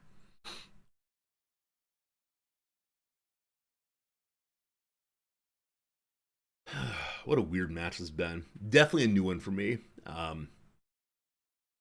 Yeah. I need to make sure I don't lose on time. As many of you know, my favorite thing to do is lose on time. So we just can't do that this time. Okay, I'm assuming he runs his rook away. I can then continue pushing on his knight. Or my knight to here. Yeah, it attacks this. I'd like to get this rook moving. the where to, I'm not quite sure. All right, he moves his rook over 1. Why did you do that?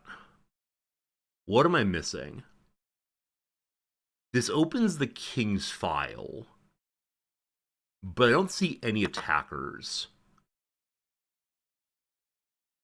I guess? Maybe he forgot about the pawn. I've surely blundered that way before myself. And so, ideally, we continue attacking across here. Okay, I'm fine with that trade, to be honest. That's no problem.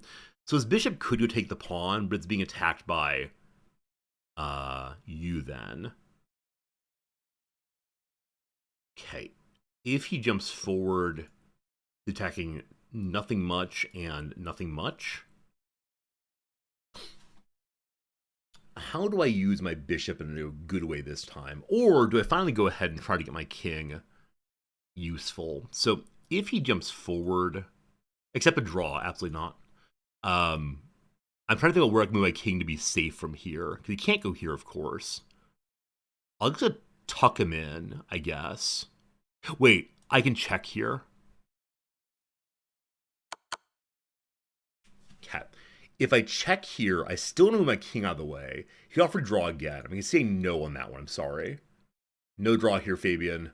I believe I have you. I believe I have you, but thank you. I'm surprised that draw spam is permitted.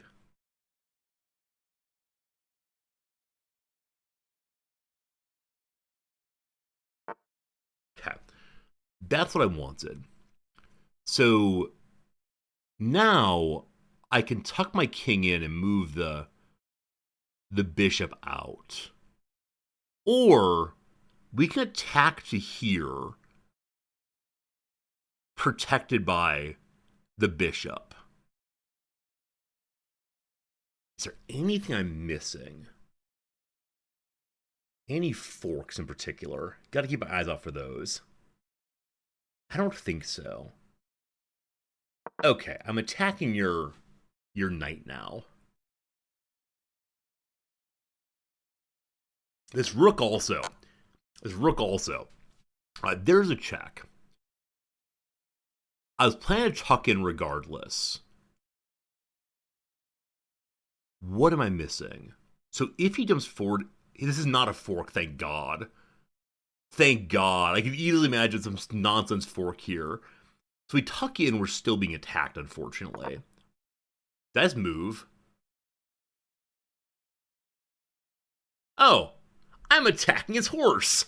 That wasn't my intention. I wanted to run away. This always happens where I say, I'm gonna run away. This also frees up my green buddy here. That's great. That wasn't the goal. I need to stop being so ready to jump on my horse and flee, as opposed to my readiness to be aggressive, be aggressive. The king as an attacking piece, I always forget about.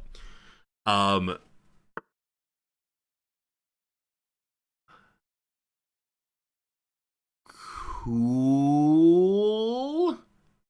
Have fun with the pawn. Okay, we gotta be careful we don't back into stalemate on this one. If I move the rook to here, well, I'll take it too. I was gonna say, if I would move the rook to here, that would then be really good, because it would block him in the corner. If you want to do here, the bishop. So that was me where I was going from there. Okay. Hello, everyone. Good seeing you all. Hello, Cow. How you doing, Cow Dob? Welcome. Okay. I said the thing. I do that. I just have how to protected by the bishop. Welcome to me forgetting things. Forgetting things is what we do best. Alright, let's see. I don't see knight moves. That's definitely true. Am I blundering into things or learning? I think I'm learning. Some.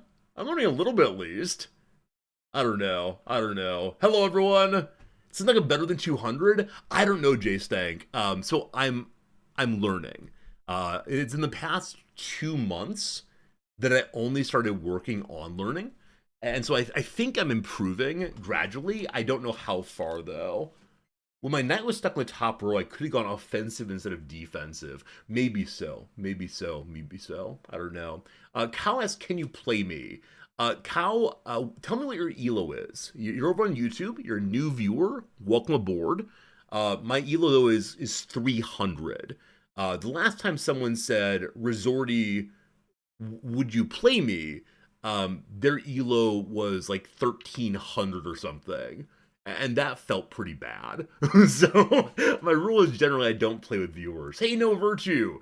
Do I play with viewers? I tend not to. But thank you, thank you, thank you for the offer. Have fun when you're playing. I think it's probably for the best to me that or best for me, that I play through things myself and slowly. Okay. So here we go. You're 600, but you can play and help me. So Kyle, if you want to help me, definitely the best thing to do is to chit chat with me between matches. I have a ton of people over on Twitch who offer comments also. If you want to have a conversation with people about how I'm doing, Twitch is the place to do it. So that's how it goes.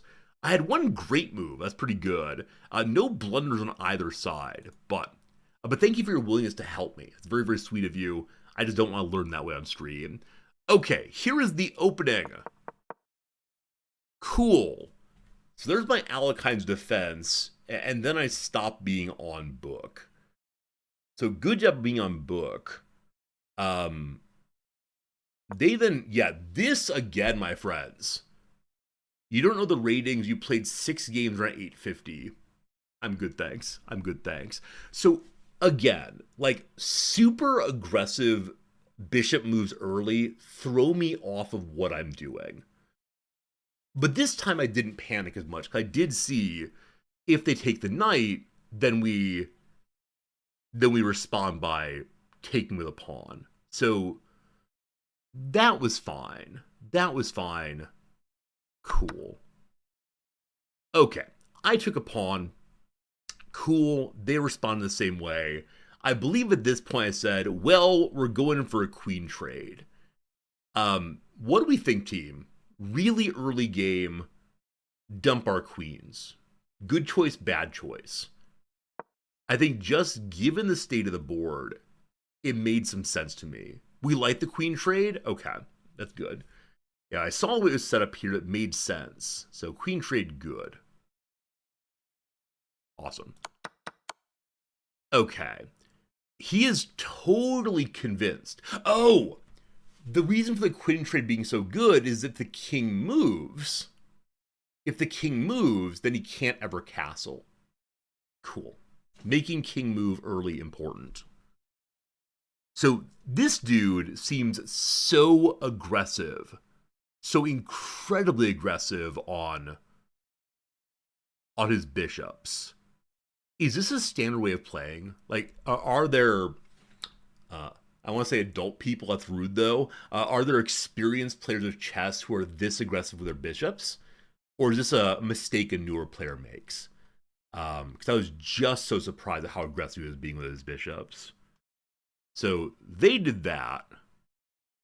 And I responded to this by moving my king. Oh, move a pawn, actually. I apologize. Blot out the pawn at this point. That's a great move. The only move, and you found it. Your pawn move forces the checking bishop to retreat. Cool. They didn't retreat. They didn't retreat. And so what did I do instead? So they ignore this, move forward their knight, which is then attacking my knight. Okay. I respond to that by blundering, apparently. So, not blundering, inaccurately. So at this point, I could have taken the bishop, but I saw a fork, right? I saw a fork and said, ooh-wee, that's a good way to go. So I think I feel okay about having done this, though it seems to me that the engine preferred that I take the bishop instead. So why is that? Wait. So he wants me to do this. He then does... overlooks a way to tactically win a bishop. Oh, the thing is the interaction on his side.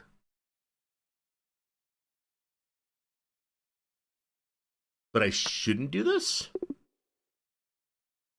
Okay, they want me instead to go here.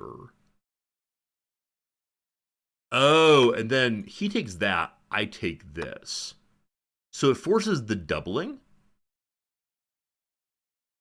Possibly wrong again, Resorti. Possibly wrong again, Resorti. Machine not sure what I just done there. I don't know.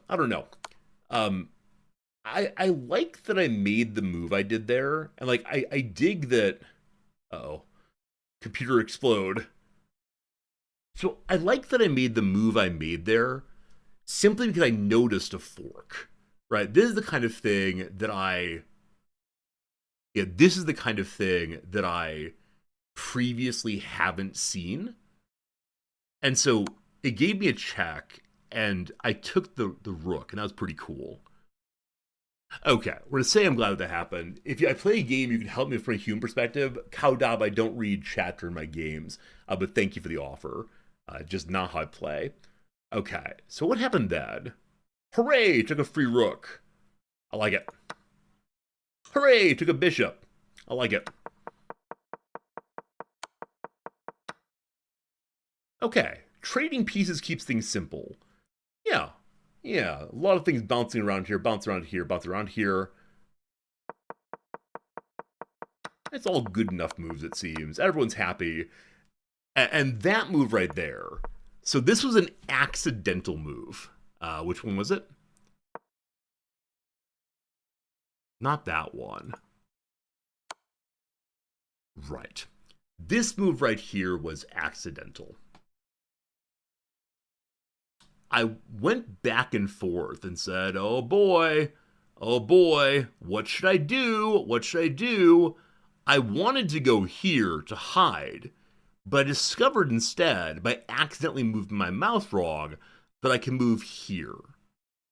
Now this wins a pawn apparently, but it also threatens their knight. So I like that I did that. I'm sure there's some other way it could have been done.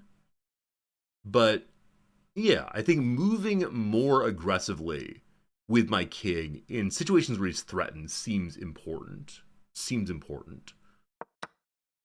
And I win. Okay, cool. There you go, team.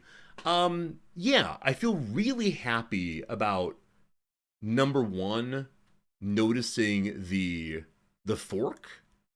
That felt really, really nice. And then number two, deciding on the queen trade early. I think those were better moves than I've played previously. So, cool. We are developing, we are learning. Friends, it is now 10:34 my time. We have 28 minutes until the next ad break, so we can probably play another game in that. Can I go back to when I was worried about their knight forking me? When was that? I'm sorry, I don't know exactly when you mean. You're proud I didn't overthink things. Thank you. You might recall that my first few games here, I played so slowly that I timed out even in 1510 because I just wanted to think about everything.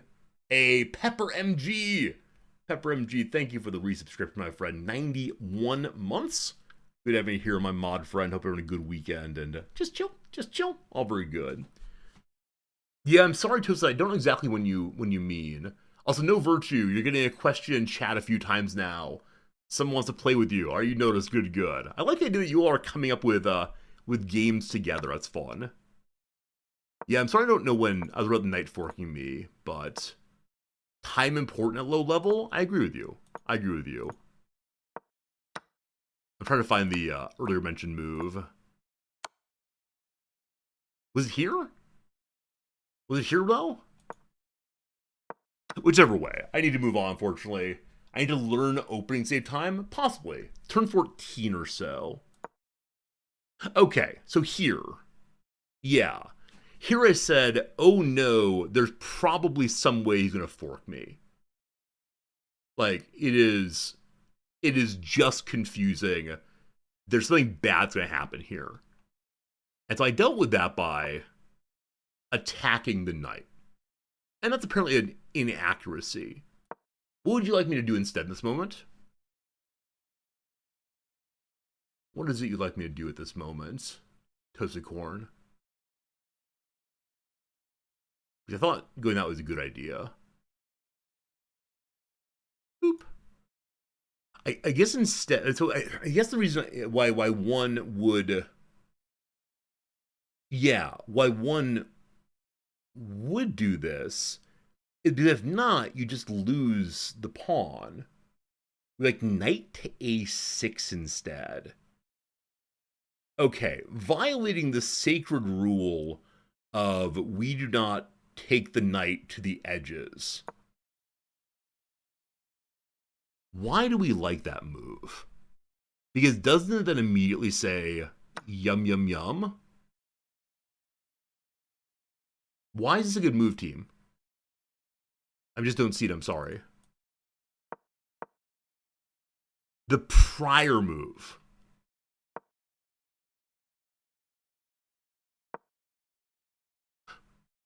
I'm sorry, team. Oh, the rook takes then. Oh! Oh! I forget the rook can do things. That's not what you do, he's just trolling you. Move the king to e8 instead. I'm sorry. I'm sorry, team. YouTube and Twitch are disagreeing. I'm now overly confused, and so we're going to say thank you for helping me review that one. I'd like to play a new game, because I don't want to read chat anymore. Like, really and sincerely, it's getting too much. It's getting too much, so this gives me an excuse not to read chat. We got 24 minutes till the next ad break. We should be able to get it in. My friends, have a fun time talking to this one. I'll see you again in, I don't know, hopefully pretty soon. Alright, we're up to 298 against a person who's a 318. Alright, hello, my name is Alakine. I defend this way. That's pretty cool, isn't it? That's pretty cool, I think. Do you remember the follow-up if he pushes? No, I don't. Not even a little bit. Okay. He's now defending that piece. If I take, he takes with knight, fine. So I believe I want to be hanging out here. Though he can take that with no follow-up, can't he? Either the queen goes forward, he has a knight protecting it. Probably not my strongest choice there. Probably not my strongest choice, but choice made anyway. Choice made anyway. We're good. We're good, we're good.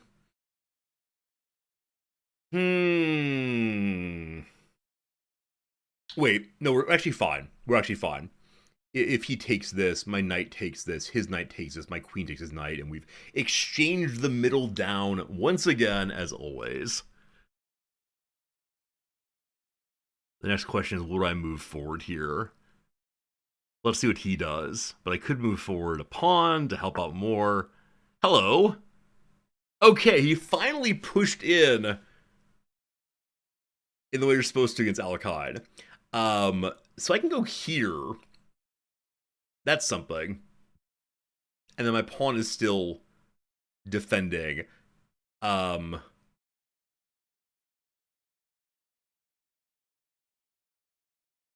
does this do for me? I need to stop picking it up. I need to point instead. So what is this doing for me now? I mean, it's attacking that. It's holding the middle in some sense. But he's probably just going to push in pawns against it.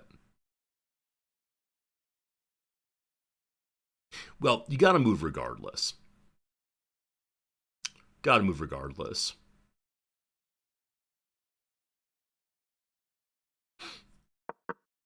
Sure! Sin boldly. Though again, moving a piece twice in the opening. Not good, not good. Not good, not good. I'm moving the e-pawn forward next might make sense just to stop the advance. That said, if his e-pawn moves forward, we just take it. So for right now, the pawn hangs out there, no problem. It'll probably be a problem at some point, though. Probably.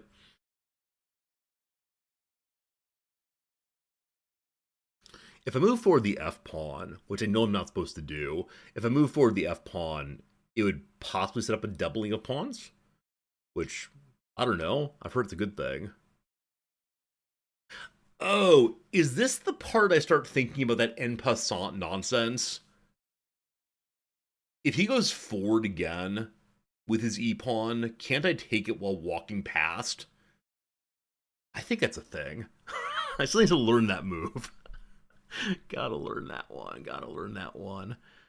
Okay, so my bishop is in position to attack his queen, but there's no follow-up if the queen comes out. Yeah, so if I can get my knight back to here, then there would be the good follow-up, but the pawn. So we have to think about doing something else. What else could we do? I mean, how about we just move some pawns forward? Could it be just standard, let's move some pawns forward? I tend to move the knights forward first. That's possibly a mistake. So just moving forward one here. Hello? Moving forward one. Okay. Fine, I guess. I now have doubled pawns. That's a bad thing. However, it's on the queen's line. Maybe it's fine. Maybe it's fine. I don't know. Okay, so that move frees my queen up. We don't want to move out too early. My white bishop is still available. Okay.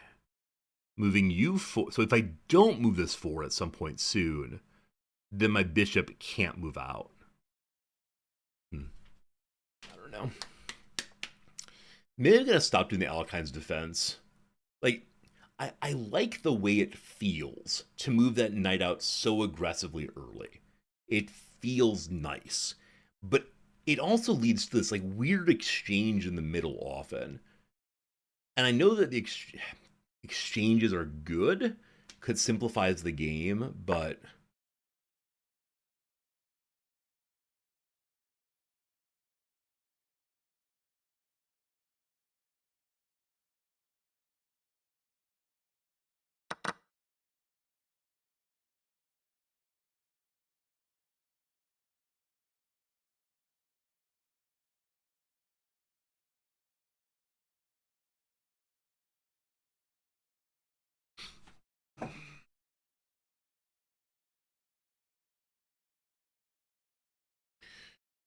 okay. If you say so, video game. If you say so. Well, we move our bishop to here is protecting that. Or we move to here, we're kind of controlling both sides. Sure. I mean, that does block out my pawn moving forward, though. He forked a pawn. Cool. I have no idea. I have absolutely no idea. Okay. So, these are things. If I attack here, that'd be pretty cool. I have no idea what we're doing. I can send my queen to here. And she can just yum across the way, I think. Yeah? There's no reason not to do this, correct? It feels overly aggressive on the queen. But, like, queen goes here. I guess pawn goes forward. Like, that's not great. Never mind. Ignore that. Just play some development. Who doesn't love some development on the board? Cool. I'm now attacking a pawn.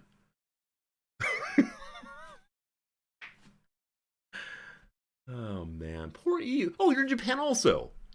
Hey, I just now noticed we are both hanging out in Japan. Also, I have an invitation on chess.com. Hello, whoever it is. Jamor wants to be friends. I accept all friendship, but if you challenge me to a game, I'll be very displeased.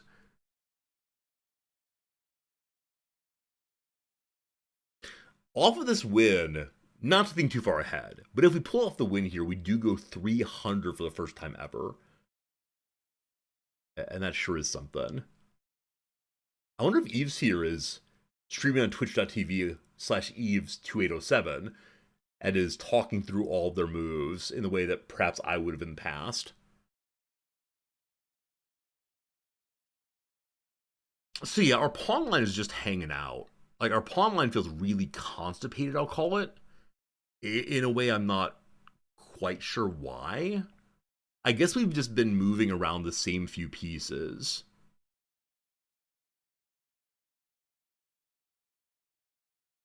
So what caused us to be moving the same few pieces?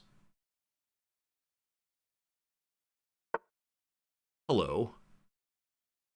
So if we attack here, he attacks here, and I mean that's just that. So that's not good. That's not good. Okay, will it be good here?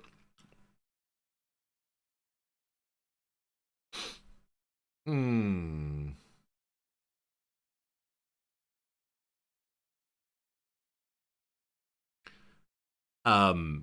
How about we move a pawn forward? That's the F pawn. No F pawn movement. Maybe. Yes, F pawn movements? Not sure. Any interesting knight moves right now? Not really. Not really. Okay. This might be dumb, but I'm going to go ahead and just move a pawn forward there. That makes this spot more interesting, which seems good for eventual trades, if it comes to that. Trades, exchanges, I don't quite know how these words work. I don't quite know the differences in these terms. So if I go here, it double, etc. So I think the reason one doesn't open the F pawn is the fear of this bishop. No, of the white bishop, rather, doing something. Is that only on white? Or is it the queen? Maybe it's the queen comes running down, and then good luck getting out. More fun in the middle there. So again, if I take this, he goes like this. He really wants to take my knight, is what I'm seeing here. But having moved that out, I can now attack his bishop. And if he comes to eat it, we have no follow-up. So we don't want to do that right now. Don't want to do that right now. Let's think through this again. So I take this, he goes like that, I go like that, he goes like that, presumably. And he's up a pawn on that. Yeah, the green buddy being stuck is no good. We can move forward here, I suppose, to allow the green bishop to at least do something. Possibly an error, but at least if the knight attacks it, then we have follow-up, or if the bishop does so. Okay, I'd like to start moving the queen side pawns out. Yeah, and it feels like even if I were to castle, it's further, like, let's just have some problems here. So maybe my sense is that the white bishop... Hello? Okay, that was unexpected. So what am I missing? I take that. There's no follow-up. His bishop is currently threatening here.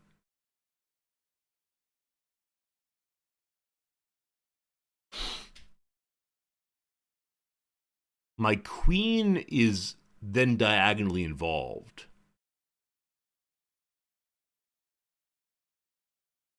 I'm sure there must be something I'm missing with these, or is it just a straight pawn trade? Like, understanding is it a straight pawn trade or is there nonsense coming that I really struggle with. Um, Having done that, I've also freed up my green now, which is interesting. So I can now attack his king on the green side. Can I develop that into something? Hello. Um,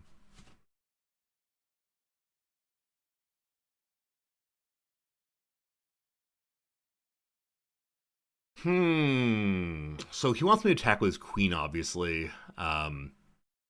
It's a fork! It's a fork! I just don't notice it's a fork. Alright, so this way I'm very bad. I'm very bad at pawn forks. I just don't notice them coming, and it's very unfortunate every time.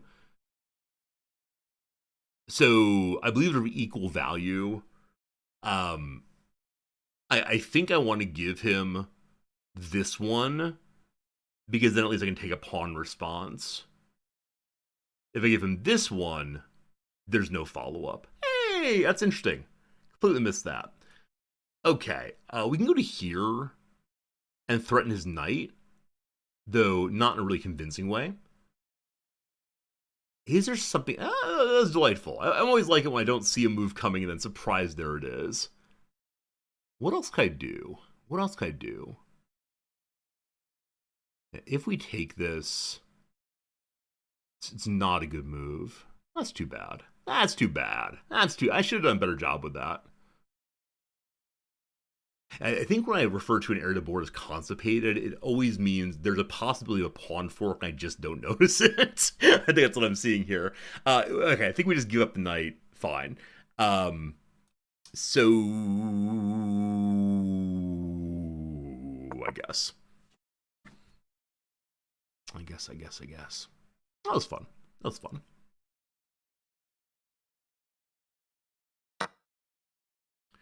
Okay. If I respond to that by taking this knight, he then takes my bishop. I don't think that's a good idea. So I think this is the correct move right now. That also gives a little hole for my rook to go through. I feel like I'm doubling pawns a lot in this one. Does that make sense? I don't know. I don't know.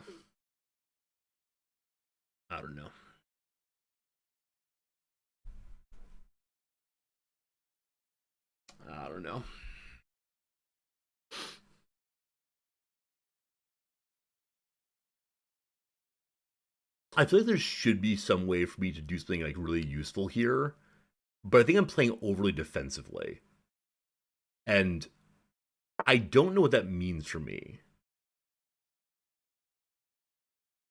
Okay, so this is a case where yum yum yum, I eat his pawn. He attacks with his knight. There's no immediate follow-up. The knight's attacking nothing. How do I attack that square? I move my bishop forward, but that's bad. I move my bishop to here instead. And then he moves forward this way, and I don't know. Hey, Drakage, thanks for the raid. I appreciate it. I'm not reading chat right now, unfortunately. But so it's better that I go on offense here or he goes on offense here. I guess what makes a lot of sense for me going here and then his going here, presumably, is I then have more space for my bishop to operate in. If I instead go to here, he attacks that way, presumably. Or, wait. He can't. He can't.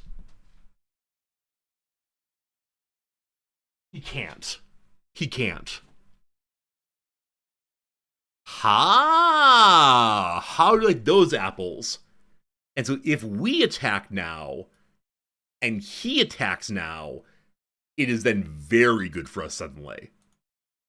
Okay, I think I attack now. We'll see. We'll see. Yeah, setting up these pins are called, I believe. Like, setting up pins I'm very bad at still. But that was pretty cool, huh? That's pretty cool. Okay, I need to get in a position now where my rook can be useful. I'm unfortunately blocking in my green bishop again. This keeps happening. Hey, more chess.com notifications. Hello, someone want to be a friend? Hey, Zadri, thanks for being friends. I don't know what that means other than you can watch my elo go hopefully up some.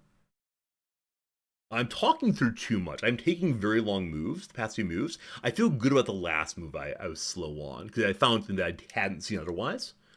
And that sounded absolutely wonderful. I feel like I should be up more than +6, in that I have this queen and he does not have my queen. But I've lost both of my knights, and that's probably not ideal. Okay. So, as always, what am I trying to do right now? As of right now, if he moves this knight, I'm then covering the king's retreat on these whites. Is there a way I can cover the greens also? If my rook comes across to here, we're then covering this white. Hello.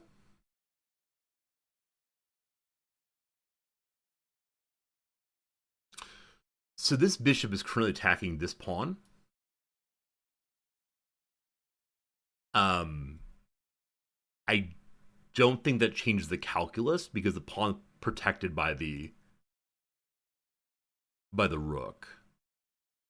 We could move the rook to here, but that does nothing for us.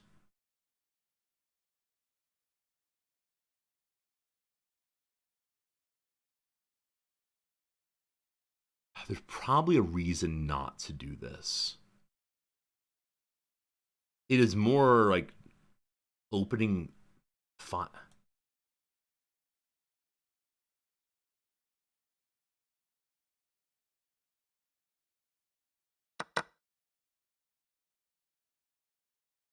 I think this makes sense.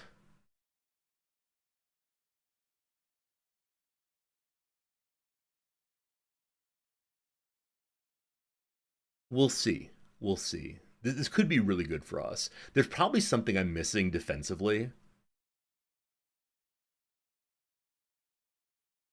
I guess this pawn is not protected anymore. Oh, actually, it's protected by the queen also.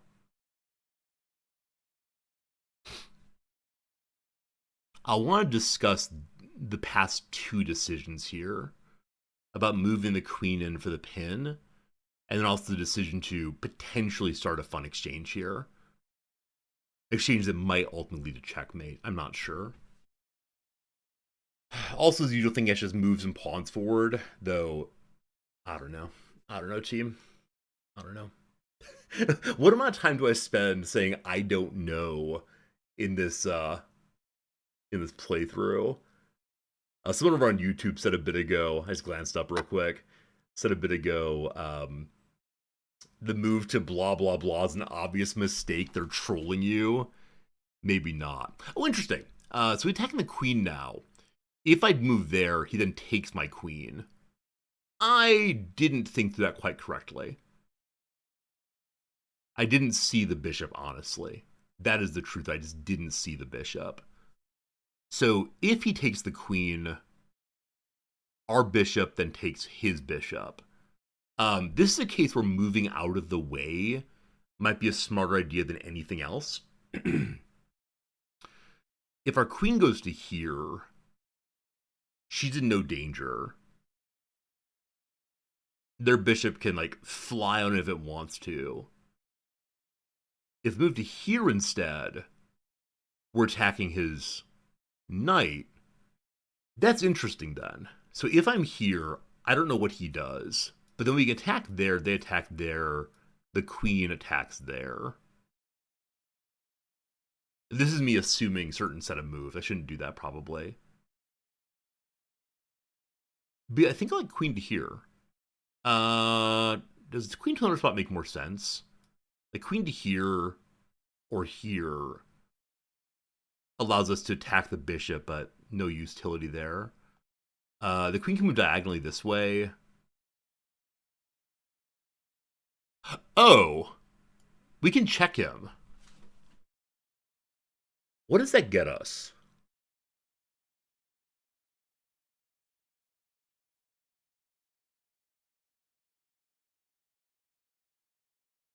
I don't have enough pieces forward for this really to mean anything, do I? It would allow us to take a pawn safely, wouldn't it?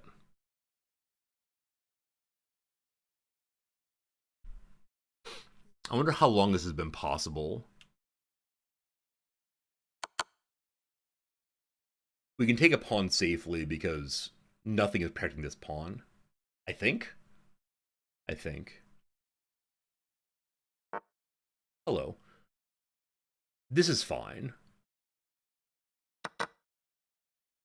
This is fine. Next up, rook, ideally.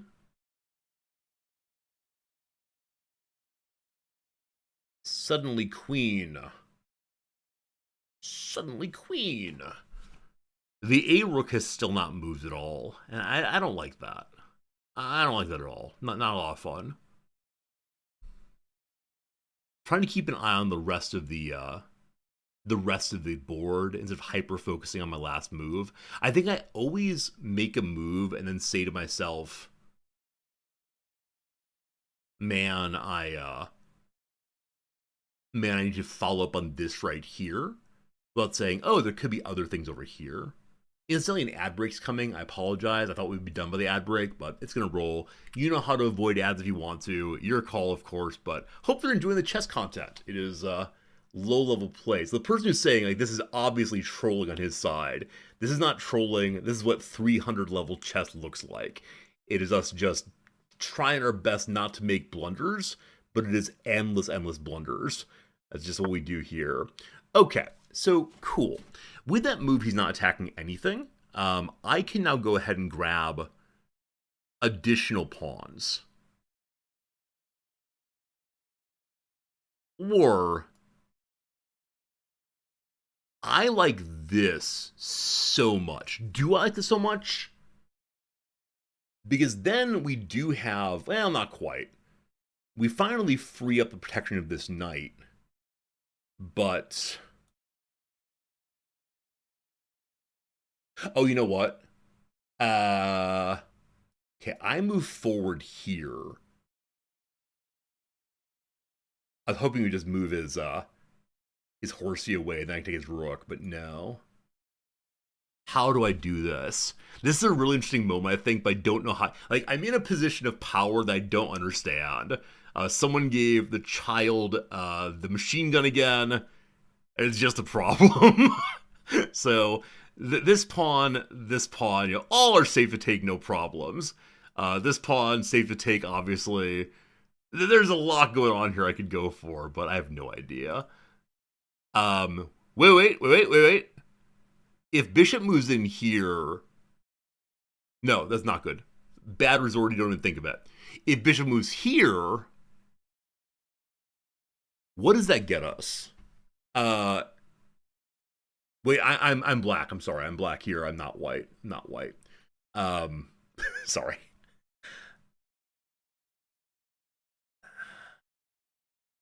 Or do I just move the rook over to protect the queen?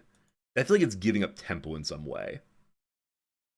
So if we go here,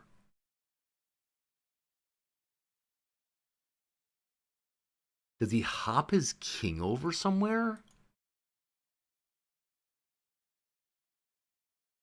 So if I take this pawn, I'm wasting time. Act decisively. Act decisively, we're fine. So this is what happens when I try to think more than one move ahead. It takes me a very long time to do so. So long. We're now forking in an interesting way, I believe. Hopefully we can take a rook here. We'll see what happens. I was trying to think about, like, if I took this pawn, he'd move his rook forward. I couldn't attack the rook, but then blah, blah, blah. Yeah, just act, deal with the consequences later. Trust my intuition. Trust the old intuition there. Nice, nice. If he moved forward his bishop here, it would be a check. It would actually be a really unfortunate check, wouldn't it? Wait. We could move here safely then. Ooh, I don't like that at all. Oh, no me gusta. No, that's not okay. Bocce, dame. No. Because the greens are then inaccessible for movement.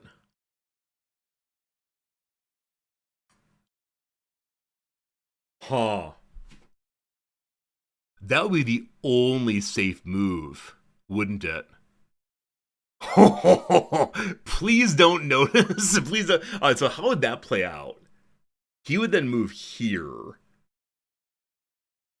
I could bounce back and forth, or I'd have to retreat to the north. Oh, no thank you. No thank you, please. No thank you, please. I should probably get my rook moving over to deal with that. Oh, man. Yeah, that's not good. We gotta disrupt that. I mean, I still want to go greedily, yum, let's eat everything, but that's a bit of a strategic weakness, isn't it? There's a structural unsoundness on that side. Look, I saw more than one move ahead, just in a really bad way. Alright, you got 230, my friend. You can do it. Just pick a move. Be decisive. Make your decisions. You made your decisions okay. Interestingly, from this position, if I take the rook, or either one, we have problems. So just take the pawn, possibly. Or we accept that we're still in an interesting position here. We ignore what's happening, and we attack the bishop. Possibly like this. Now, if we do that, his knight covers. Okay. Yeah, previously I said I was going to take this. Am I losing tempo? I'm a trust he continues not to see that and just go here. I presume he moves his rook forward. Oh, or he does that. Son of a gun! Son of a gun! Knights can move backwards. Knight can move backwards. We're fine. No panicking. Whoops. I think discovering this here really threw me off. That's fine.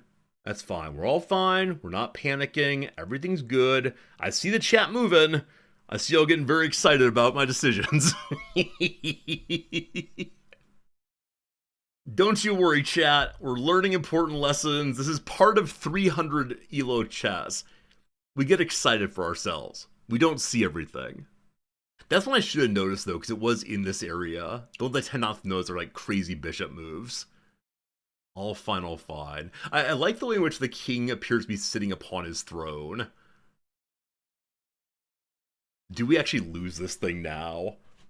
It is possibly lose this thing now. Oh, you know what? He's attacking my bishop now. Oh. Oh, nobody likes that. Does that make sense? I mean, losing more and more pieces, not good. But rook for bishop every day of the week. Yeah? Yeah.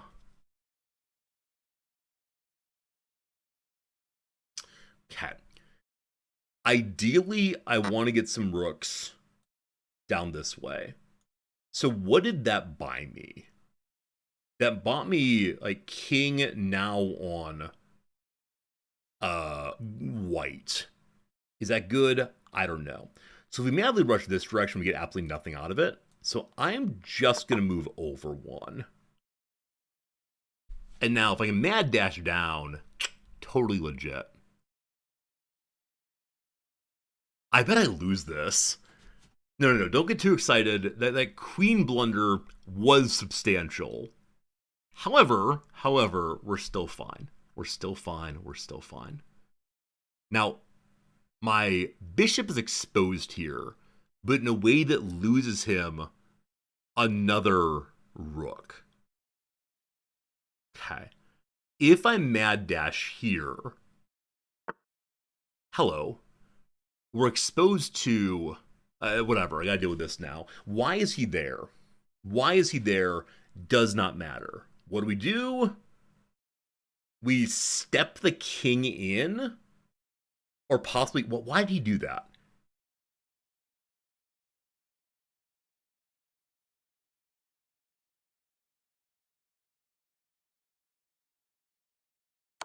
I think that's good because it allows me to check here. He has to go. Everything's fine. We're not getting excited. We're not getting excited. I cannot believe I just did that. You absolute dum-dum. I think I had just said that also. Man. Let's stay there. We're going forward. We're going forward, team. Forward, go the pawns. I need a queen. Somebody give me a queen. Somebody give me an amen. I cannot believe I just did that. Oh, he's +3 now. He's +3 now. That's pretty bad. That's pretty bad, team.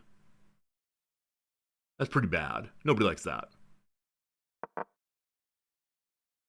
Go away. No one likes you. If he goes here, the king... Oh, man.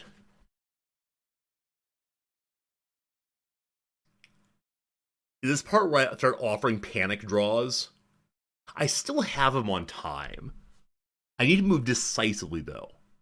With decision. So this bishop is holding this... Whoops. Holding this line. Oh, disconnected. No! No! This is no way to win. This is no way to win, friends. There's no way... Oh, come on. Please come back. No.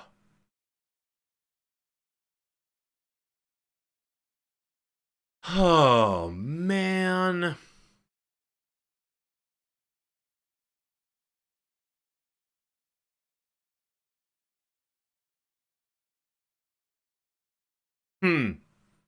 So I want to tell you, I probably lost that one.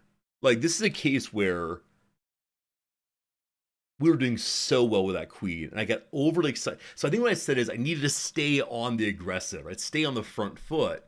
And that was incorrect. That was absolutely incorrect. And, yeah.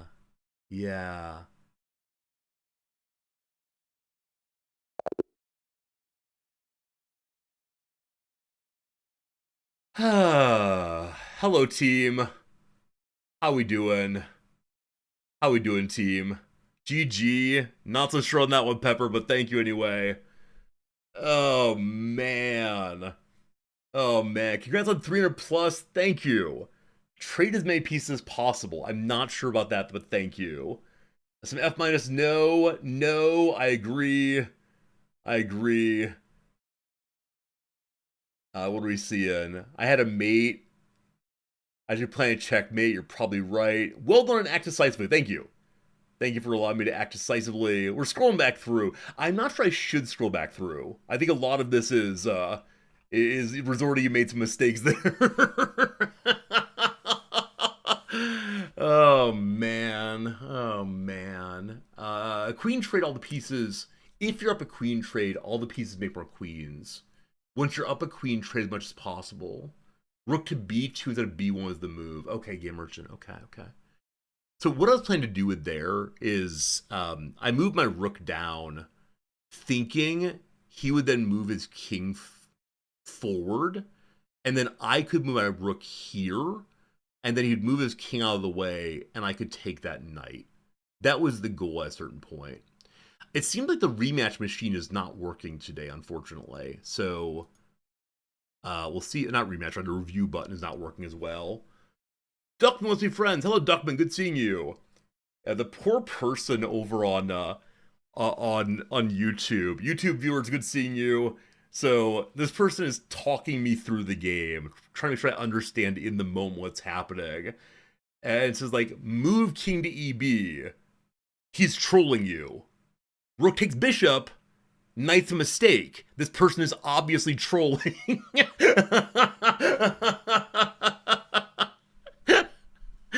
No, they're not. This is just how the game is played. All right. We're to see what it has to say before before we discuss what mistakes I've made. That's fair. All right, fun book. So that was a correct move, apparently, to throw myself into the middle there. Cool. We then go. So I played the full Alkyne's defense FR. So again, I want to stop playing this defense. It confuses me too much. But I did the correct move up to move 3, A plus yes. Okay, on we go. Right. I don't know what he was thinking here. It was a decision. Was it a pure blunder? Had they misthought that they're doing? But again, like the really aggressive diagonals happen a lot at this level. So I think that was a mistake.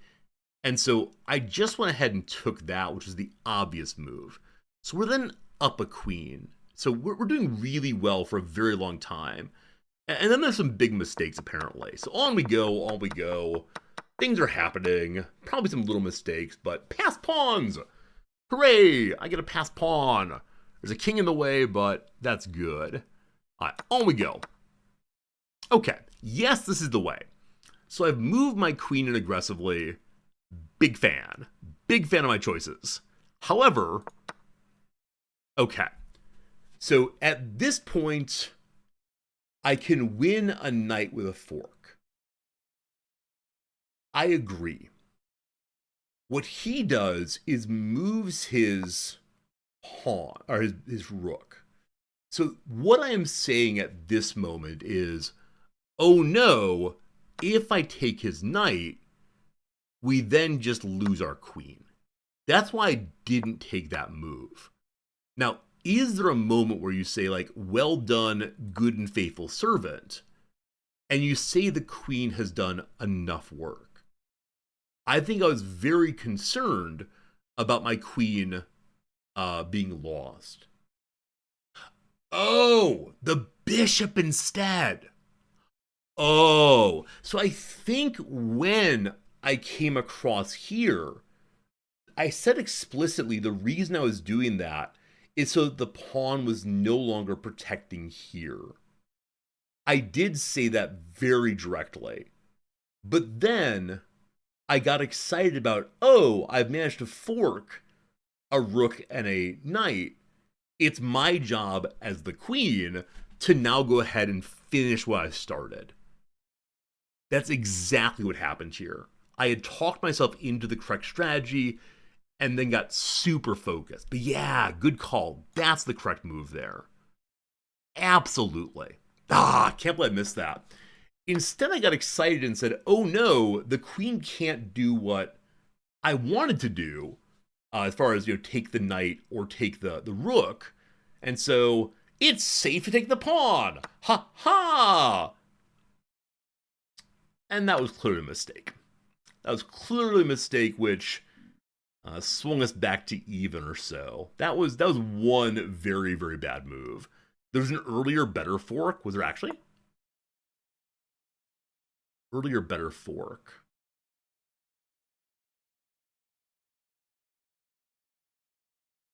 So, I was thinking this, but like that, obviously. Earlier better fork. I don't know. Take the c3 pawn for a check. c3. Oh, interesting. Yeah, good eye on that. No, that pawn was free for taking. I think this leads to something like that, and then like that, and like that possibly. So I don't know. Yeah, the game prefers me not to go for that check there, but instead, go here, which was the correct move. And then he went like this. And I should have done that, of course. And then presumably does one of these. I mean, these are like the moves I'd like him to do. And then I do that. And, past that, I'm not sure. Not sure at that point. But, yeah, I'm okay with that. Okay, so we then made a slight oopsie-doopsie. Oopsie-doopsie there was, I could take that piece safely. No, I can't. No, I can't for sure. Okay, on we go. That felt pretty bad. Right.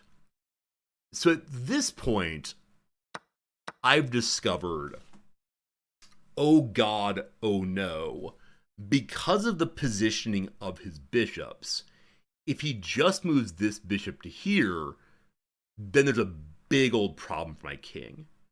Right? He can't escape to there, or to there, or to there. He would have to go to here. And that really, really, really scared me. That really, really, really scared me. Then take the bishop on d3.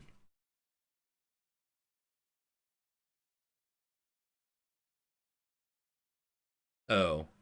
Just go forward? That feels good? Does it? So at this point I'm thinking, I need to do something to avoid this move. Oh, it does! There's a pawn there! There's a pawn there! There's a pawn there. I apologize. I think I may have even said... No, I didn't say that. I just didn't notice this pawn. I was so focused on the center here. Again, once I discovered this interesting setup of bishops, I just started panicking. And the combination of having lost my queen and seeing what I believed a major threat really threw me off my game plan. Like, really, really, really. And so I then made a pretty bad move. I then did one of those to protect this area, even though I recognize 100% now that it was already fine. We were already well protected. Don't even worry about it. And I don't know how I can teach myself to look for that kind of thing, where like the pawn is doing work. Anyway, we made some poor choices. And then he did also by running away. Okay. I grabbed the rook a little too late. Fine. I left my rook hanging, apparently. Right. I got so excited that I missed that. And so instead, like, this would have been good as a replacement to my queen's nonsense. So I should have done that, but just wasn't thinking well. So rook in 7th rank is very strong. Cool. They grab the rook. I start feeling really, really, really bad at this point. Really bad. Because I've now thrown away 2 pieces. And you can see how bad the white line is here. It's really, really, really bad. So my attempt to stay on the front foot caused some problems. We exchanged a few more times, and then he gave up. I did win. I gave away such an advantage. I don't know how this would have played out from this point. So I moved my king in aggressively to challenge the rook. Presumably he moves the rook somewhere. Maybe here. And then, this, and then this. Or maybe he pulls back. I don't know. Anyway, we wanted that position. I suspect I would have lost, but who knows in the end game? Who knows in the end game how this would go, because goodness gracious, I don't know how to play endgames. Maybe it's a hard position for him to win. Possibly so. Yeah, I think neither of us are a strong enough player to close that out effectively.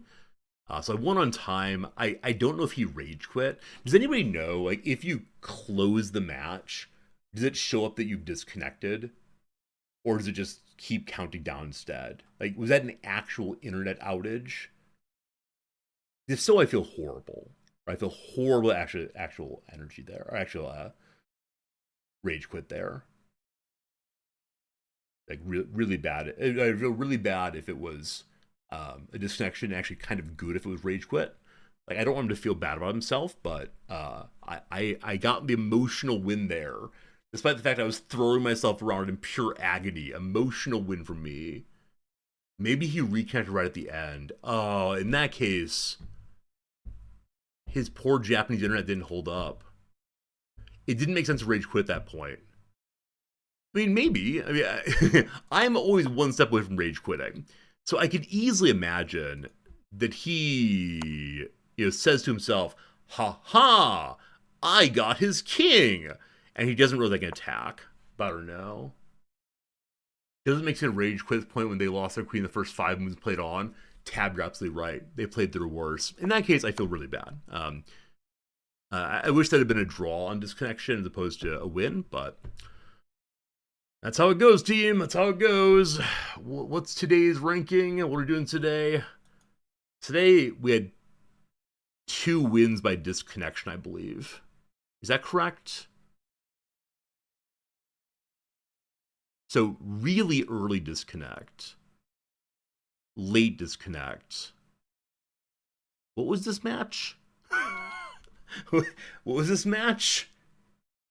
Oh, this is a person offering draw repeatedly and then ultimately conceding. So 3 wins, of which I deserve only 1. That's the story. Okay, friends. Hope you enjoyed that. We got only 11 a.m. We have at least 1 more game there. I may have won the second one on time. It's possible. It's possible. I'd like to play 1 more at least. I'm going to fill up my water glass real quick. I'll be gone 30 seconds or so. I'll go into the room right next door to get some water in the old glass. Then we'll do another one and see how it goes. Hope you're enjoying whatever this is. Tell me what I should have learned from that last match. What's the number one thing to learn other than look at the knights and their ability to jump backwards? You fool! You fool!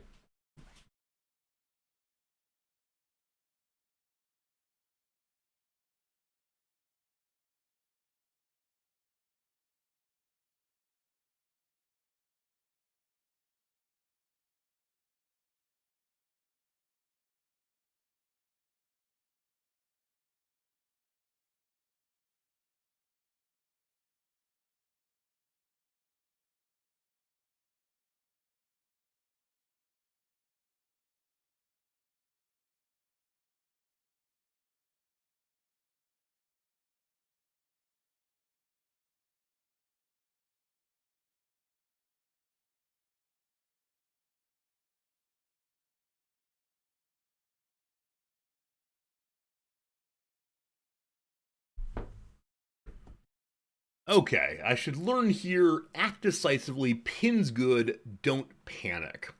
Got it. Think of the game state and adjust strategy accordingly. When a queen up, simplify as much and as fast as possible. Okay.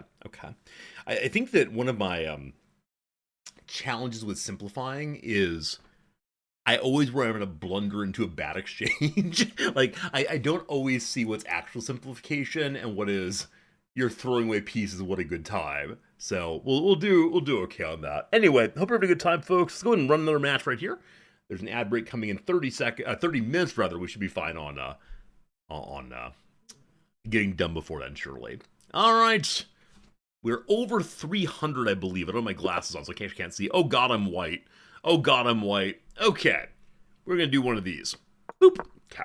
I'm at 310 against someone from where? Pakistan. That's great. Okay, I'm not gonna move my knight forward yet. I'm gonna do one of these. I'm gonna do one of those. Okay. Fun.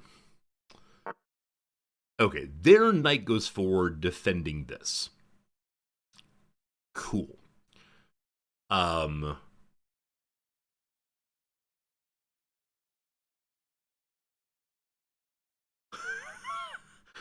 My knight goes forward defending this. What a lovely little mirror we got going, apparently. I have no idea. I got no idea. I'm guessing this is a very common starting place. All right, they're attacking that now. Fine. Uh, do I continue piling in there?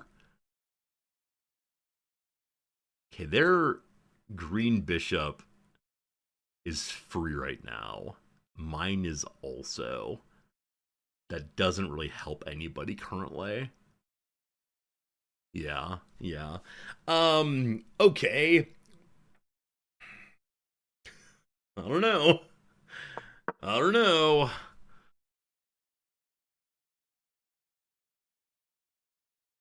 I can. No, I can't.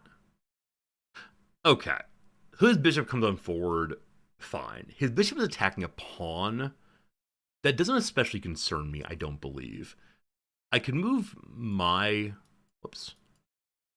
I can move my pawn forward. He would just take it, though. Should I be concerned about this?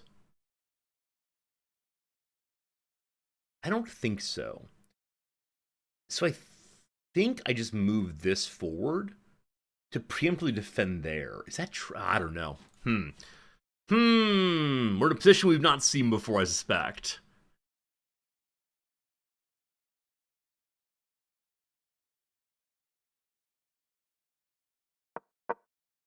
There's a move. I made a move. That pawn's free. Well, that's a thing. So if he takes that pawn, though, at least I can take his pawn or something. I don't know. Yeah, that was dumb of me. Oh, man. I can't believe I did that. I saw the problem only after I moved. I think in early game, I often have this problem of I don't see a good move to make, and so I make a random move. And random moves are what's known as stupid. Stupid, stupid, stupid me sometimes.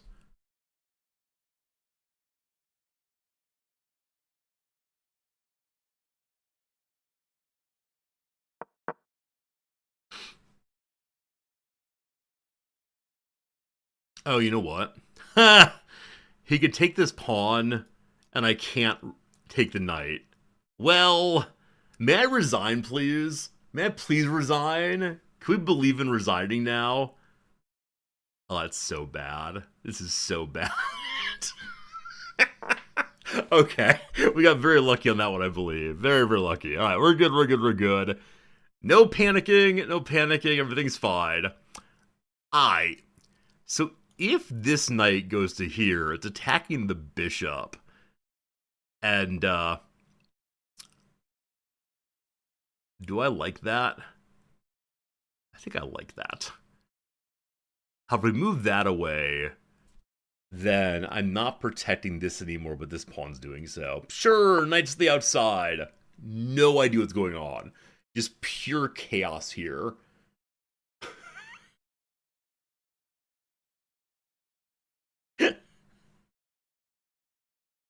Oh, gosh, team. Oh, gosh, team.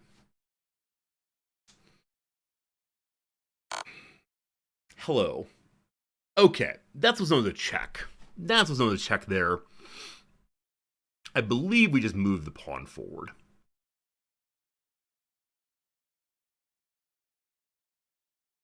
Yeah, we do. We do.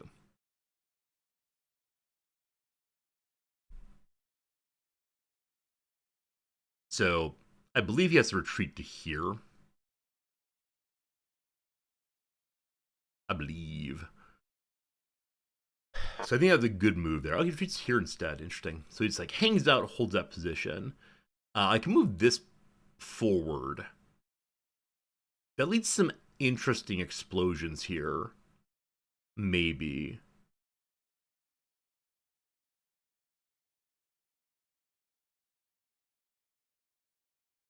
So I move to here, assuming he attacks him with somebody. Fine. I go like this. He goes like this.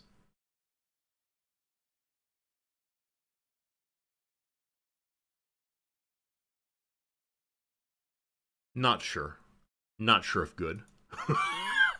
Can't think through the exchanges. Possibly good?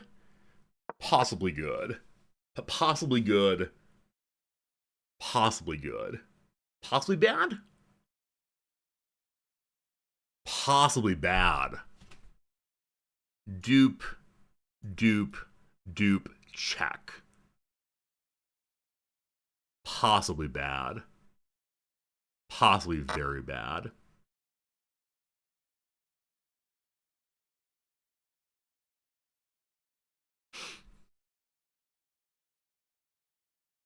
Possibly good?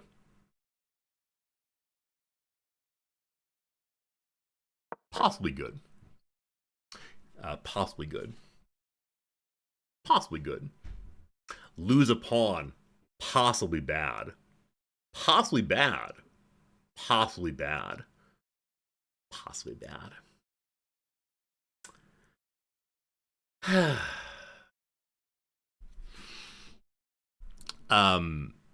There was a pawn I could have taken at some point. It may have been better to take the pawn here instead of doing this nonsense here. Yeah, I think this was a better move. So I should notice that when he moves his pieces, he's of course weakening certain things. Hello, Noms. Good seeing you as always. Hello. Hope you're having a good day. How was your run? That's okay. Cool. It's all... I'm glad you're back, though. It's great seeing you. So now he's threatening my bishop. We can't allow that. So I want to, of course, move the bishop. Now, is there a movement that's strong? Here, we're not attacking anything. Here, we're safe, but not attacking anything either. I got you this thing. I think you would like. Hey, sweetie, what'd you get me? This is like pecan. I can't tell actually. It's not almonds. Almonds with caramel on it. Caramel. Thank you very much, Nams. I appreciate it. May we talk a little later? Yeah. I love you very much. I got bagels. Thank you for getting bagels, sweetie. I really appreciate it a lot. But I'm in the midst of losing a match terribly, and so I just need to focus right now. I'm sorry. Oh yeah, that's okay. You're the very best, and I love you. Okay, I need to. So dumb of me. We're to lose a pawn now. This knight is just wrecking things. Yeah, there were a number of fairly major errors in a row. And it was just not seeing the problems.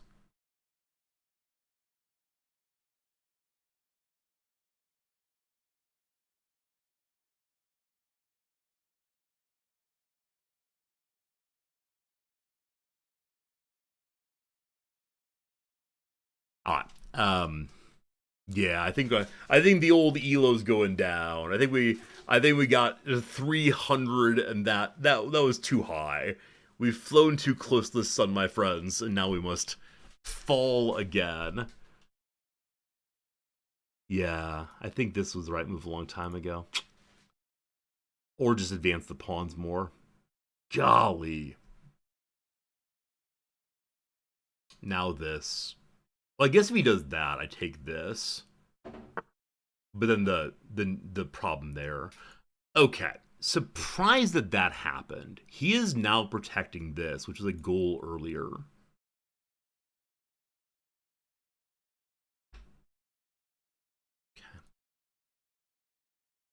Okay.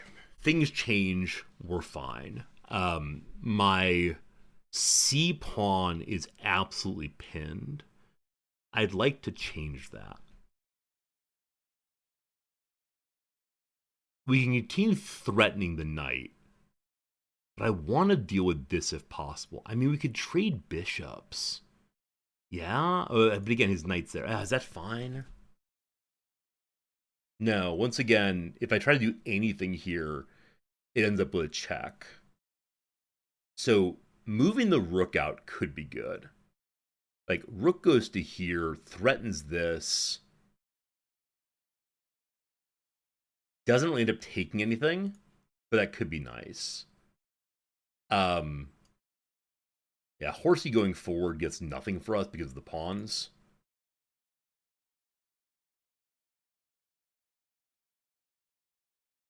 This is probably the move I'll end up making.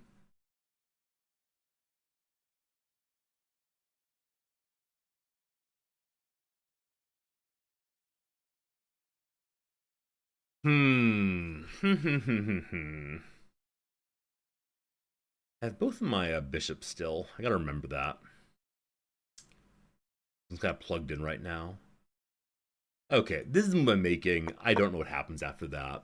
We're at the point now. I think something clicked in my brain, and that click was like gear breaking, as opposed to anything becoming productive.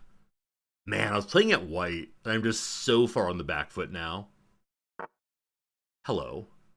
Okay, that does protect his bishop. It also kind of blocks his bishop in place, though. That's interesting. Okay. You can just hang out there for now, I guess. That said, if he pushes in with a pawn, then you're kind of just stuck. So, what can I do while expecting this move here?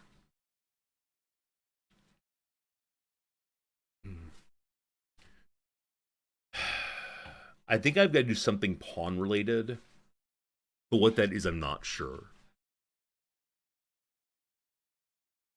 Or do I try to get the queen involved in all this also? No panicking.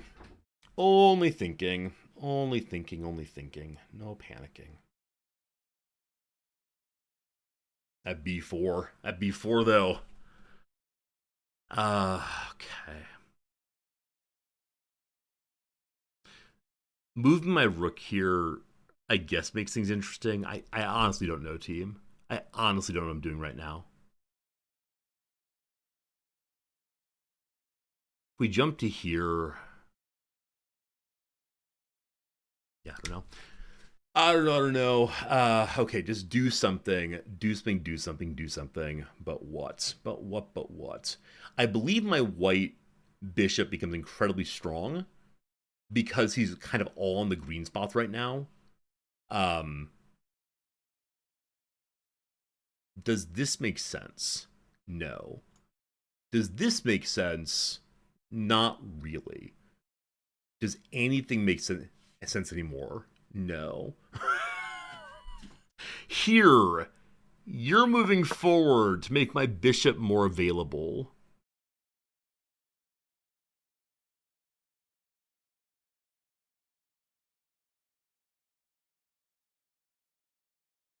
I wonder if moving that rook out was a mistake.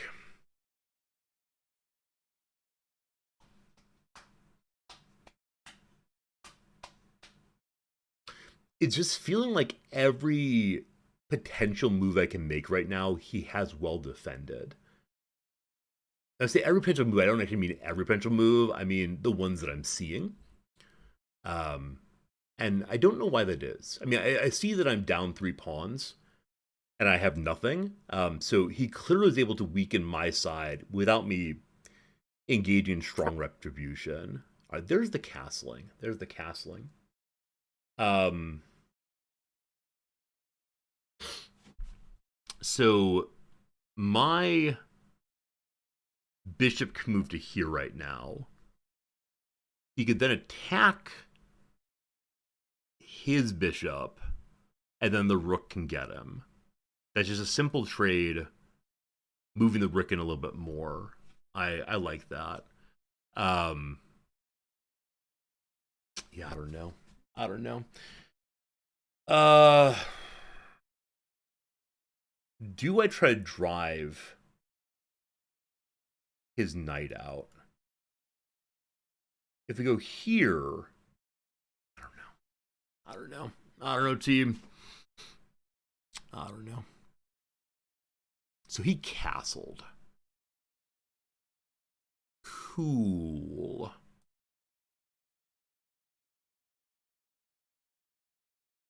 Hmm. There's no particular reason to keep marching forward here, I believe. It just doesn't get us anything. Unless, wait a second. If I put my rook here, and then we walk forward, the knight takes it. Never mind. I was gonna say, could I maybe get him to try to hop a little paw out of the way, give us a fun little line there, or do it the other direction? If I go this way and he attacks this, that then stops the attack here He's not really defending anything. That's not good. Not good. Yeah, this is a moment where acting decisively means I don't know what. Honestly, it is not coming to mind at all.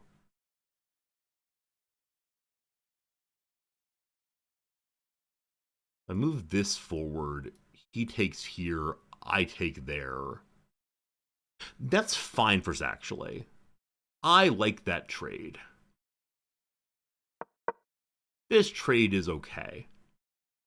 I guess. Maybe. I'm still thinking about this knight. I don't. Okay.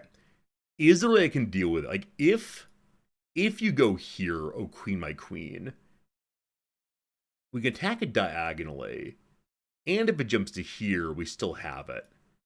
But it takes my pawn. I can't follow up on that, unfortunately. So how do I protect this pawn? Okay, so his bishop engages my rook. Nobody likes that. There's a lot that he has covered here. So if I go like here, we lose it. Here, we lose it. Here, we lose it.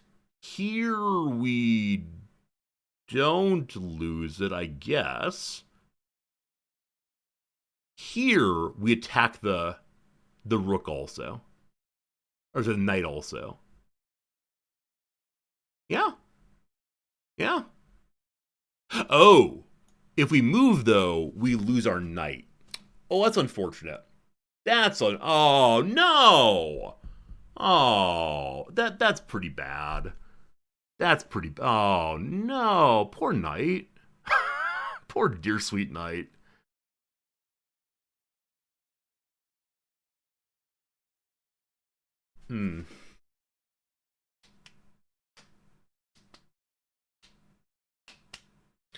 Is there a way I can make that bad for him? Is there a way I can make it so that if he takes a piece, he loses something major? No, everywhere the knight can go forward is well covered by pawns. Everywhere. Well, it's better to... Oh, you know what? Wait. If I move rook back, he attacks that. We attack that. Smiley face? Even exchange, fine. Even exchange, fine, I like it. Look for diagonals, old resorty. Look for diagonals and you shall see. Maybe.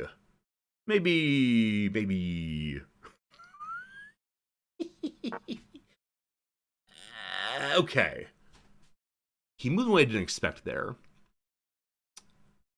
He is now attacking nothing. Fine. He is now protecting that. Okay, he's protecting that. Fine.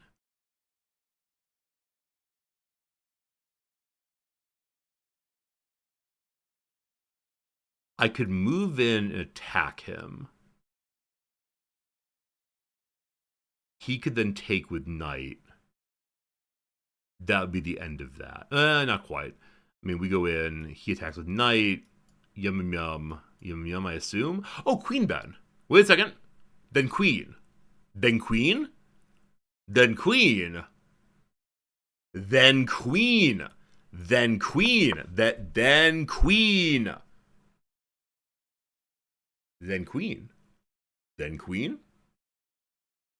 Oh, I'm very short on time. Yeah, this one I've talked myself in circles. I just because I lost so much early, and it's not going the right direction right now. But possibly then queen.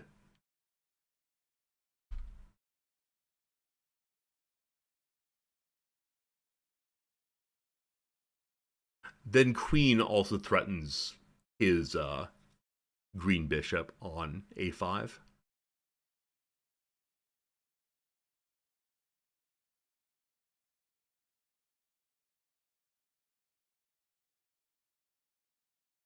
If he doesn't attack here, I don't think I attack him.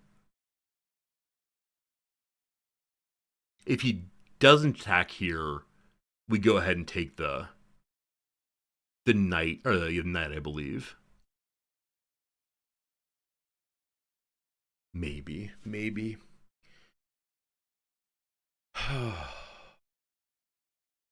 So is it the case that like the standard line is that this board state has never existed before?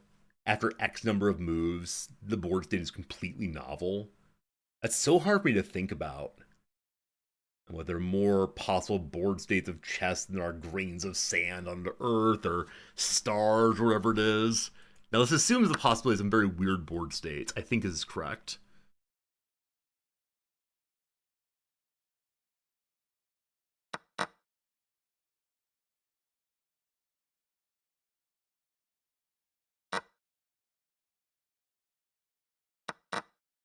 What did I miss?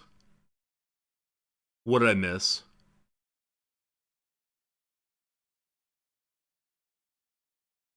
I mean, I guess I don't want to take this in that he has a pawn there then.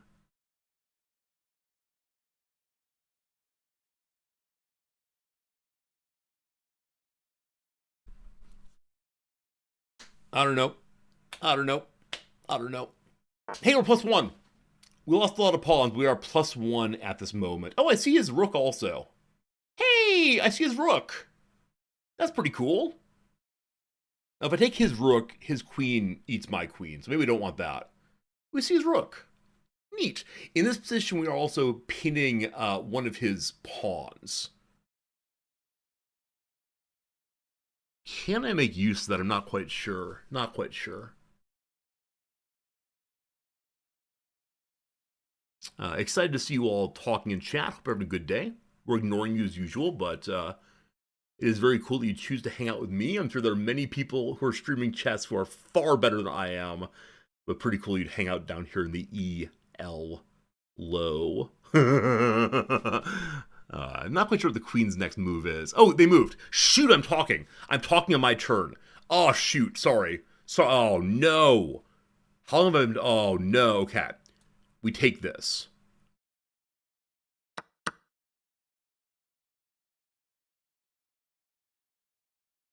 Okay. I don't like that I have a stack of friends here. That feels really, really, really dumb. But their particular, like, pawn formation makes me think that this is intentional to keep them locked in. Hello to the queen. The queen is now attacking my knight.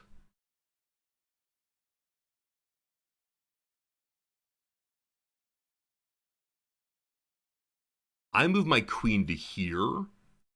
Shoot, I don't have time. Don't have time, don't have time. Or I move my bishop to here. Either is acceptable. My queen feels stuck here, unfortunately. Okay, I move my bishop to here. Fine. Fine. That's the bishop I need to use to break through this green picket fence nonsense. Hello. Is there a reason not to do this? Is there a reason not to do this? I don't see a reason not to do this.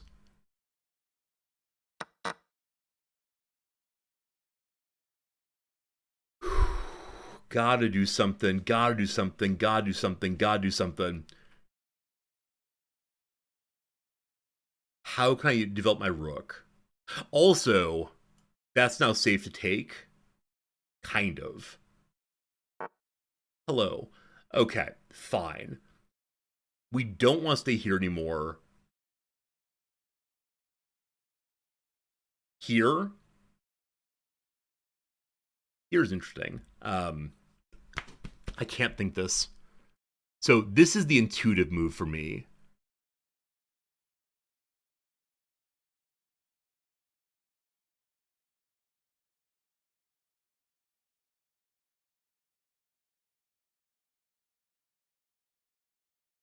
Or we pull back quite far.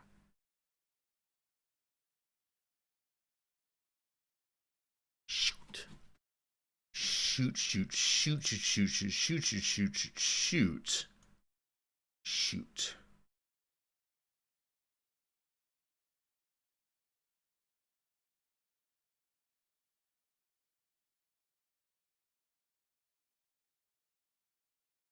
We pull back. Or here. Threaten. I gotta do something. Gotta do something. Gotta do something. Not great. Could I take that? Only a minute 30. Please don't lose on time. Please, I mean, if we lose on time, there are lots of things to talk about. And that will be good, but I don't know. I don't know. My king's really exposed right now. We recognize. Oh, I can castle, can't I? You fool! You big old dum dum! I can castle. I can castle. I can castle. Is that a good idea? I don't know, but I can do so. Okay, that's unfortunate.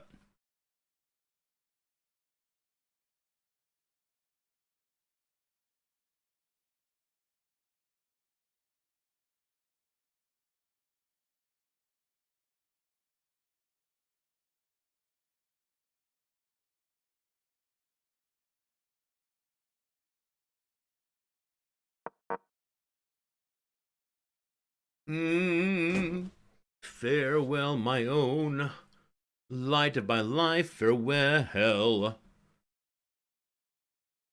The thing I loathe most of all about losing on time is the knowledge that I've done it to myself, 100% to myself. Right? There's nothing here where I say like, "Oh, you the opposition did well here." Right? It's just the recognition that I've done it to myself. Fair.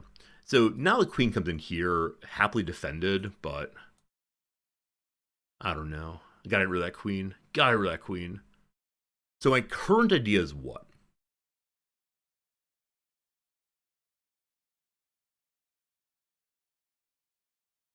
I don't know what my current idea is. I had an idea until that piece moved. Oh, interesting. They're attacking my queen again. In a way I'm not sure I get out of. I hate having to go so slow here and think through things. Not good. Yes, good. Not good. Yes, good. Or run away.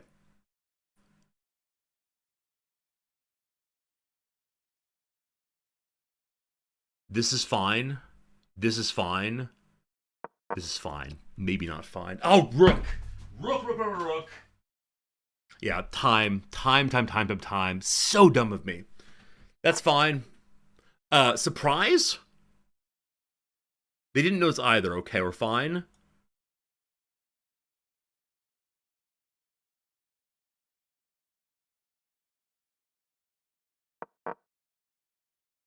I can fork rooks here.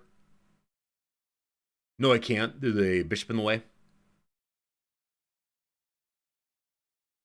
I need to keep this in mind. I don't know how to deal with you.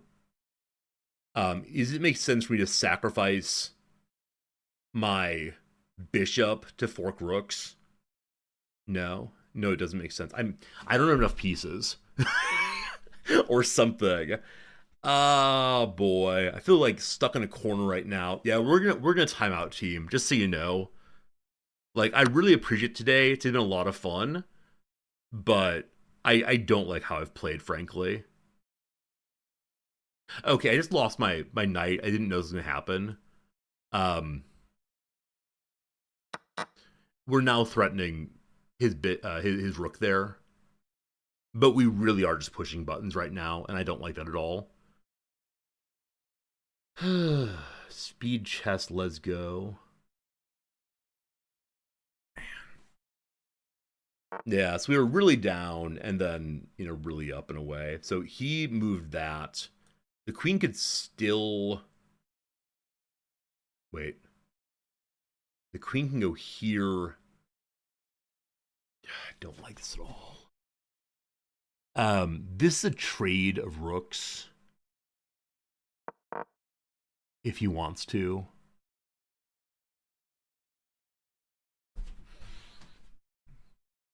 I can castle still. I can still castle. Still I can castle.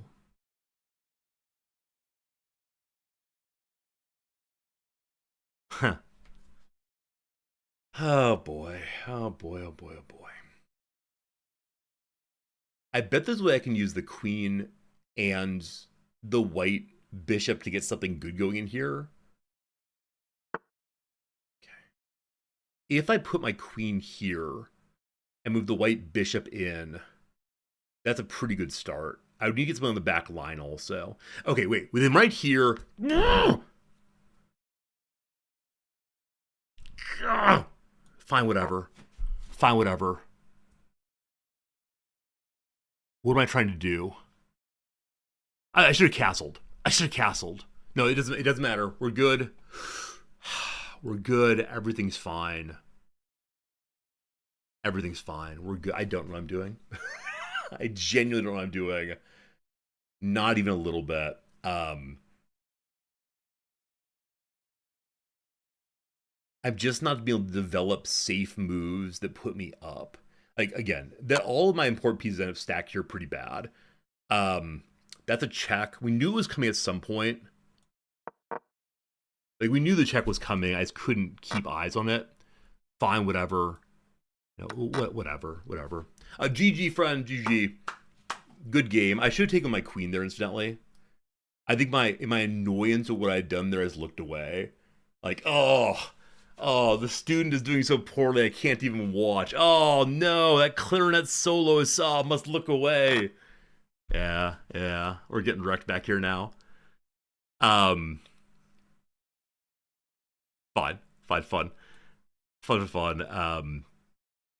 Yeah, I don't know, team.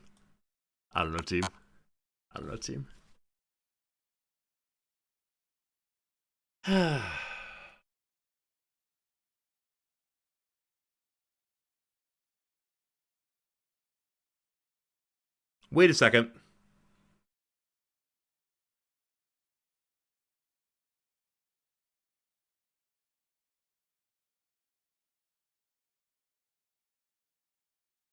My my bishop's in really interesting positions. I don't know what I say or do about that.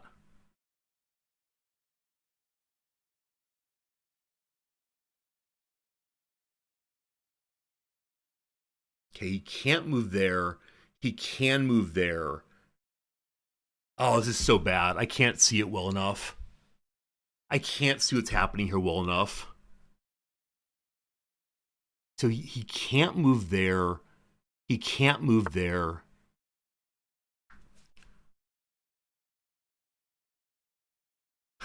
Shoot. I just can't see what's happening here. Ah! Okay, so I think this is not a good checkmate. Like, something is missing.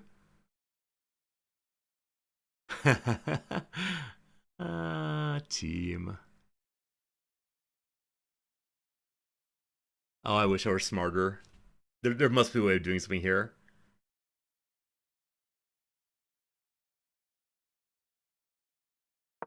Whatever. I want to play through that more slowly. I just...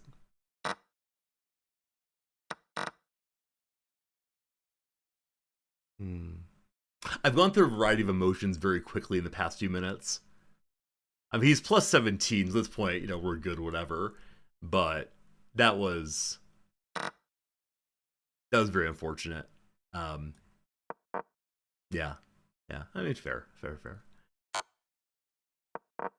I should resign now. I'd like to resign now, but I promised myself no resigns, and so I'm just gonna let the time click down, I think. Yeah, I'm gonna let the time click down, so fair. All right, team. GG. I appreciate you all hanging out. Yeah, that was a rough. I'm gonna tick down. It's fine. Hey, team. Thanks for hanging out with that one. My guy, you need to look at more than two pieces. I mean, you're not wrong. We're not wrong, unfortunately. It's funny to see a guy thinking the opponent's cooking while the opponent's been blundering his knight for 10 moves. I'm sure. Yeah, that's how it goes, unfortunately.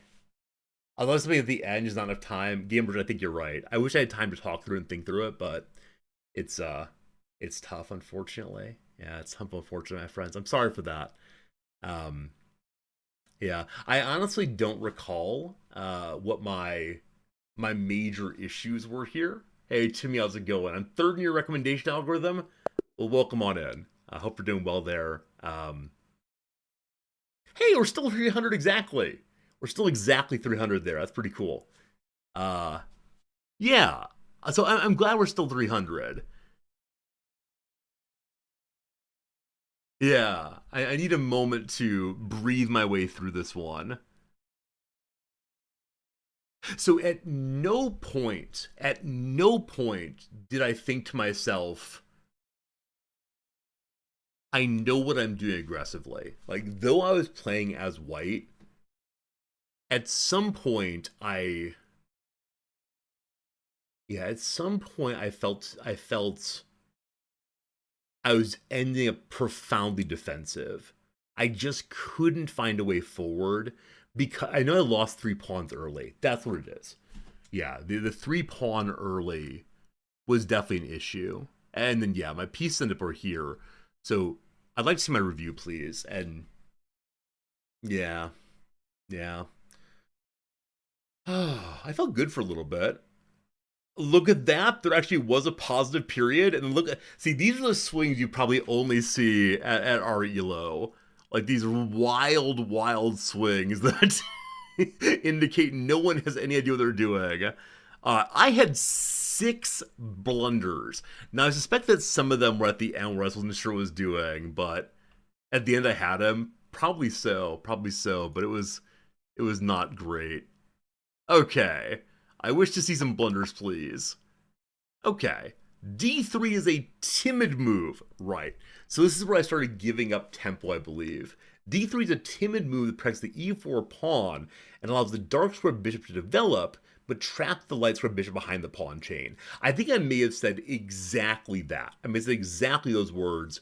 I didn't say the timidity part, but I recognized I'd block out some things.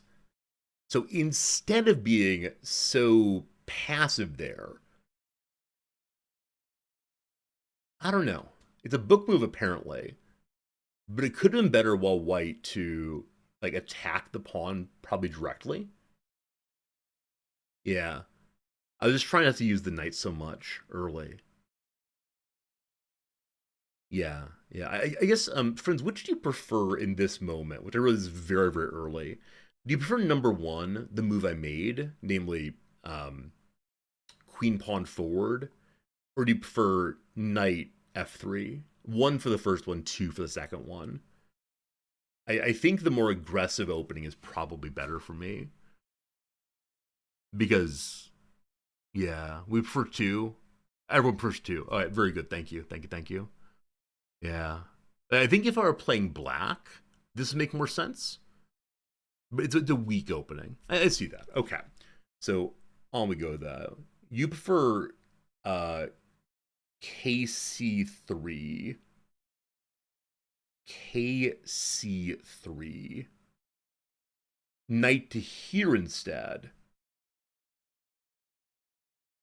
But this is defensive also. Wait, why do we prefer this? Book moves are only good if you understand the theory behind the line. No, book moves are good because they're nice and brown. They're not red. It definitely were a pro brown channel. Can you help me by playing a game against me? No, but thank you. No, but thank you. Very generous to offer. I found that the chess directory is so unbelievably generous. Um, where I think I can't take advantage of the generosity right now. I'm feeling good about it, but thank you to everyone offering to help. So the move forward here protects the pawn and develops the knight. But isn't this knight also like develop a knight? I guess it's the question of do you want to be protecting a pawn or do you want to be attacking a pawn? Right? That's the trade here. Like, these both seem nice in their own way. They're both a development, just defensive development versus attacking. Is not defensive because it's covering a piece. This does not protect the hanging pawn. Oh no, I agree, but this does not attack the hanging pawn their side, right? Right? NF3 is the default move. Okay. Okay. So The move I'm thinking of is the default move here. It's all pretty much equal. All right, cool. I think I realize that it's not only defense versus offense. I just need to put it in those terms rather, because if I don't think it's defense or offense, I then end up saying I'm always gonna be responsive. I guess I think of it as, I mean, it's just like tempo, right? Is it, am I responding to their moves, or am I making them respond to my moves? And it feels to me like Knight G3 is making them respond to my moves, where Knight C3 is letting them choose what happens. Yeah? I said Knight G3, I meant Knight F3. Yeah. I don't know. Anyway, this is the most uninteresting part of the game. Let's continue working through and see how this goes. So what on earth did I do wrong? Okay.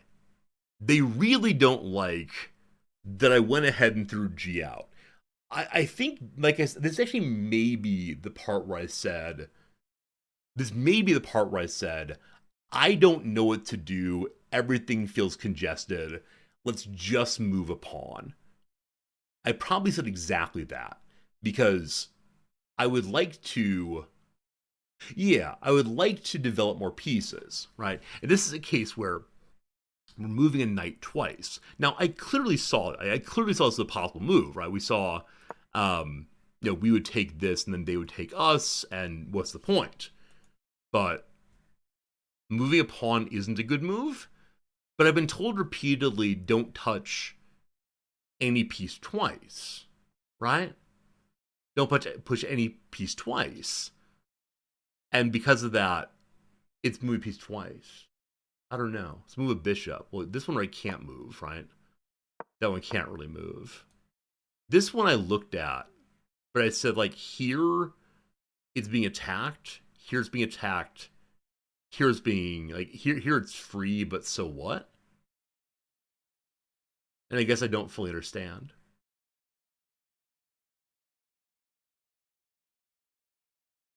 We like this? Wait, why is this a good move? Why is that a good move, team? I guess, like, it's protecting some stuff, but I feel like it just adds to the congestion. I guess it moves the bishop out of the way for castling. Lets you castle. Okay.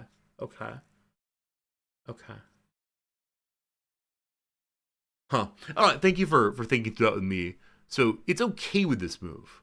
I would prefer this move, which I assume that's how it follows up. Machine is not sure. Machine's not sure what happens then. I think I've been recommended this move many times. And it always just scares me a little bit, because it's crossing over with Jonathan Edwards. I don't know. Then I have a fork.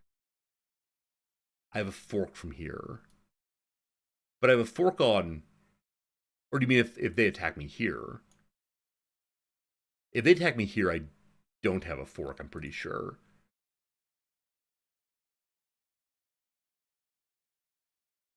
I'm starting to understand the fork, unfortunately. Yeah, I don't fully understand the fork. A pin. I have a pin here. Do I? Pawn d4. Pawn d4. Oh, if they attack here, then I can go there. Ah, we talked about pawn forks earlier as something I understand, but I don't really see. So on last stream, last Saturday, we started doing more work on trying to see knight forks. And I'm looking for knight forks more often now, but I now see that. Okay. Yeah, that makes a ton of sense. That looks really cool. I can tell you that I didn't see it even a little bit, and I'm delighted that people on both YouTube and Twitch are seeing it, but yeah, that's the kind of move I need to learn how to do well. So thank you all for doing that. Just, yeah, yeah. I tend to think through, what happens if we pile more and more pieces into one place. Like I see that, right? I see, okay, I've gone this way, he goes this way, blah blah blah. But then what that allows me to do, like moving this forward, is I just don't quite see yet. All right, very good, very good. Thank you for helping me find that interesting moment. So I make a dumb move because I just don't know what else to do. He takes that. Fine. He missed a fork. Yeah, yeah. I mean, had he moved forward, he would have had either queen or rook, your choice. I think I saw that eventually. Okay. They moved a knight open for capture. Now, I didn't take it because I recognized the bishop here would have a discovered path to my king. Like that, and then that. Isn't that a big deal? Machine not sure. I guess we could move somewhere, but then we lose our castle. I don't know. I don't know. It's not a worry, just move to block it with the bishop? Yeah, I think again, I don't really see these things yet. I think, oh no, that would be then to lose another piece. But it's not actually losing a piece, right? Not actually losing a piece. Interesting, interesting. Okay, okay. On we go. Made this decision because it at least threatens these things. This was a very bad choice, though. I probably recognized this as soon as I did it, or soon thereafter, that this removes protection from the pawn. And this is the part where things kind of go brutally, terribly badly. Because his knight starts wrecking the back line, and I start being very displeased myself. So it had been, well, there's still a lot more game to play. So that was unfortunate. I then say, man, I've moved the rook a little bit. Let's do something. But clearly, that knight's causing problems back there.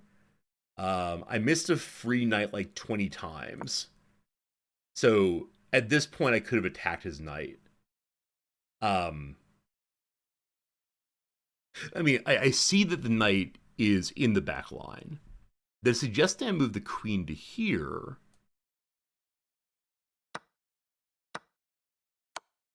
No, I don't care about that. I don't care about that. I care about, why is this the right move? It protects the attack pawn. Okay. So he can't go here. He can't go here. He has to retreat to here. And then I don't know what. Okay.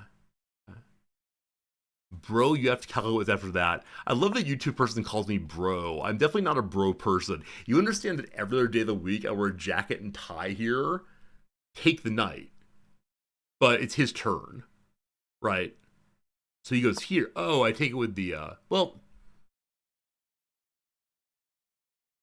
if I take this, oh, do this. I see. I see. Yeah, there's, oh, the pawn. Thank you. Sorry. I think it's about my head, part of my head started exploding in the game. I think there are just too many pieces in this corner that I don't see what to do here. But yeah, of course, take with pawn. Really, really smart, obviously. So we've made it so the knight is good and stuck. I think what happened here, like the story I'll tell about why I didn't go after the knight, was just that it seemed like it was safe there. Like it seemed like it couldn't do any more real damage. And so I was gonna go deal with something else. I think it's part I started saying, like, I'm disgusted by this corner, so I'm gonna look somewhere else. And yeah. Okay, so dealing with knight at some point was a good idea. Fair. All right. Missed that fork. Yeah. Okay. Yeah. I don't know, team. I don't know, team. Things are happening now. Things are happening. Hey, we took this thing over here. Good job, me. So apparently I'm in a very strong position here. When do I throw away my queen? So the tide has turned. We are now on top somehow. We do some moving, and then whoops. Okay. I think this was a moment when I made my move and then immediately realized my error. And I don't know why I liked this spot. I'm at 114, so we're already in no time mode. I knew I couldn't go this way because of rook. Like, why did I not just go here, rather? I have no idea. I think I said, like, here pins the etc., but no, that was pretty dumb. That was pretty dumb, unfortunately. I know we have numbers. So I think here's the part where I say, okay, I have actually lost. There's no time. But there'll be a moment here where I found something very interesting. So they think it's a big oopsie doopsie, but I have an idea at some point here. Yeah, we're just moving. We're about to move. John Doe, please don't do that. Thank you. I appreciate you, but don't make me self-conscious about my body. It's really, really unfortunate when that happens. Okay, so here's the part where things all fall apart. I go flying in wildly with my rook in an attempt to just break through the line. That was a good decision. Now, what happens from here? Okay. I would have never found that. So he moves there. I grab this. I then say there's something going on. And then he moves that way. And then I screwed up. There was a rook hanging out. Okay, I missed the rook here. I think I'd gotten so focused on how do I corner him. How do I corner him here? That's exactly what happened. And so I just didn't see the rook, which good eye on that one, thank you. I didn't see the rook.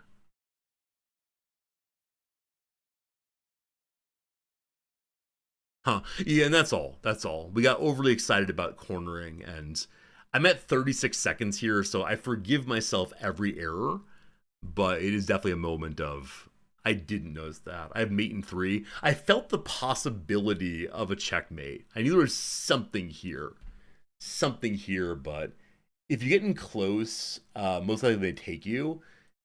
Yeah, again, 36 seconds, so things happen. I believe I was thinking, okay, just get him cornered. Surely the bishops hold enough lines. They don't, though. So this was the correct move. He then has to go here, I think. Is that the only possible move? It is. And then what? I guess we attack here then. Because he can't go there. He can flee to anywhere? No. I think that's checkmate. Yeah, I think that's checkmate there. Yeah, we were very, very close to checkmate. I missed the movement to the back line there. That would have been a very, very nice find for me, but not good. Why is the game review so slow? I don't know. Today my game review has been freezing up regularly. Are other people playing with game review troubles or just me? But yeah, it's been slow all day for some reason. Yeah, that would have been checkmate. Huh. Yeah, cool. Good job seeing it. Those of you who saw it in the moment, so impressive. It's been DCing people a lot also. Yeah, we won 2 matches today by disconnection. or one by disconnection. But yeah, I mean, fine. Standard issues there for me. A lot of hyper focus on one area, and then not seeing the back line terribly well. Yeah, yeah. I think when I think at some point, maybe 5-10 minutes ago, or 5-10 moves ago, I had said to myself, "Oh no, these rooks are paired in a way that makes them impenetrable." Like, I'd kind of just ignored that. Do I see a circle around the rook? I do see it there. So the queen could take it. Oh, does that happen even during the game? Does that happen even during the game, team? I see it in the review here. It does happen during the game. Oh. Oh. Well, I tend to take it and like run around like this. Pretty cool. Pretty cool. Yes, of course it does. Cal, please don't be rude. Like, I realize you're new to the community, but just chill, yo. Like, making the streamer feel like an idiot is just not a good way to go. It does not endear you to the streamer, I gotta say. Of course it tells you. Oh, man. Oh, man. All right. All right. All right. So they took that. We started trading down, and then I say, okay, that's enough. We had a fun time. We had a fun time. It's kind of cheating. I mean, it does show you information that you wouldn't normally have when, you know, sitting over the table. It's interesting it does that. Interesting doing that, though. That's how it goes. That's how it goes. All right, all right, all right. What's our game history today? What's our game history today? So, yeah, we had a couple wins. One due to disconnection, unfortunately. One legitimate win. Or maybe all disconnections. I don't know. I don't know, team. All right. It's between 12 and 1. It's the weekend here, so my wife is home. That's as far as we go on this day. Usually we play chess only once a week on Saturdays. As of right now, I'm wanting to play it on Monday. Tomorrow's my day off, but on Monday, we might play chess again. I'm not sure. It's hard to say. For now, though, I want to say thank you very much for hanging out with me. I hope you enjoyed chess stream. It's always a good time for me. And yeah, have a good day with my day off, etc. You enjoy the chess stream, moment of triumph, moment of stress, moment of yelling at the screen, you're learning a lot. Yeah, it's definitely a different energy than just like pure strategy games, where I sit and I say, well, it is time to take over Asia.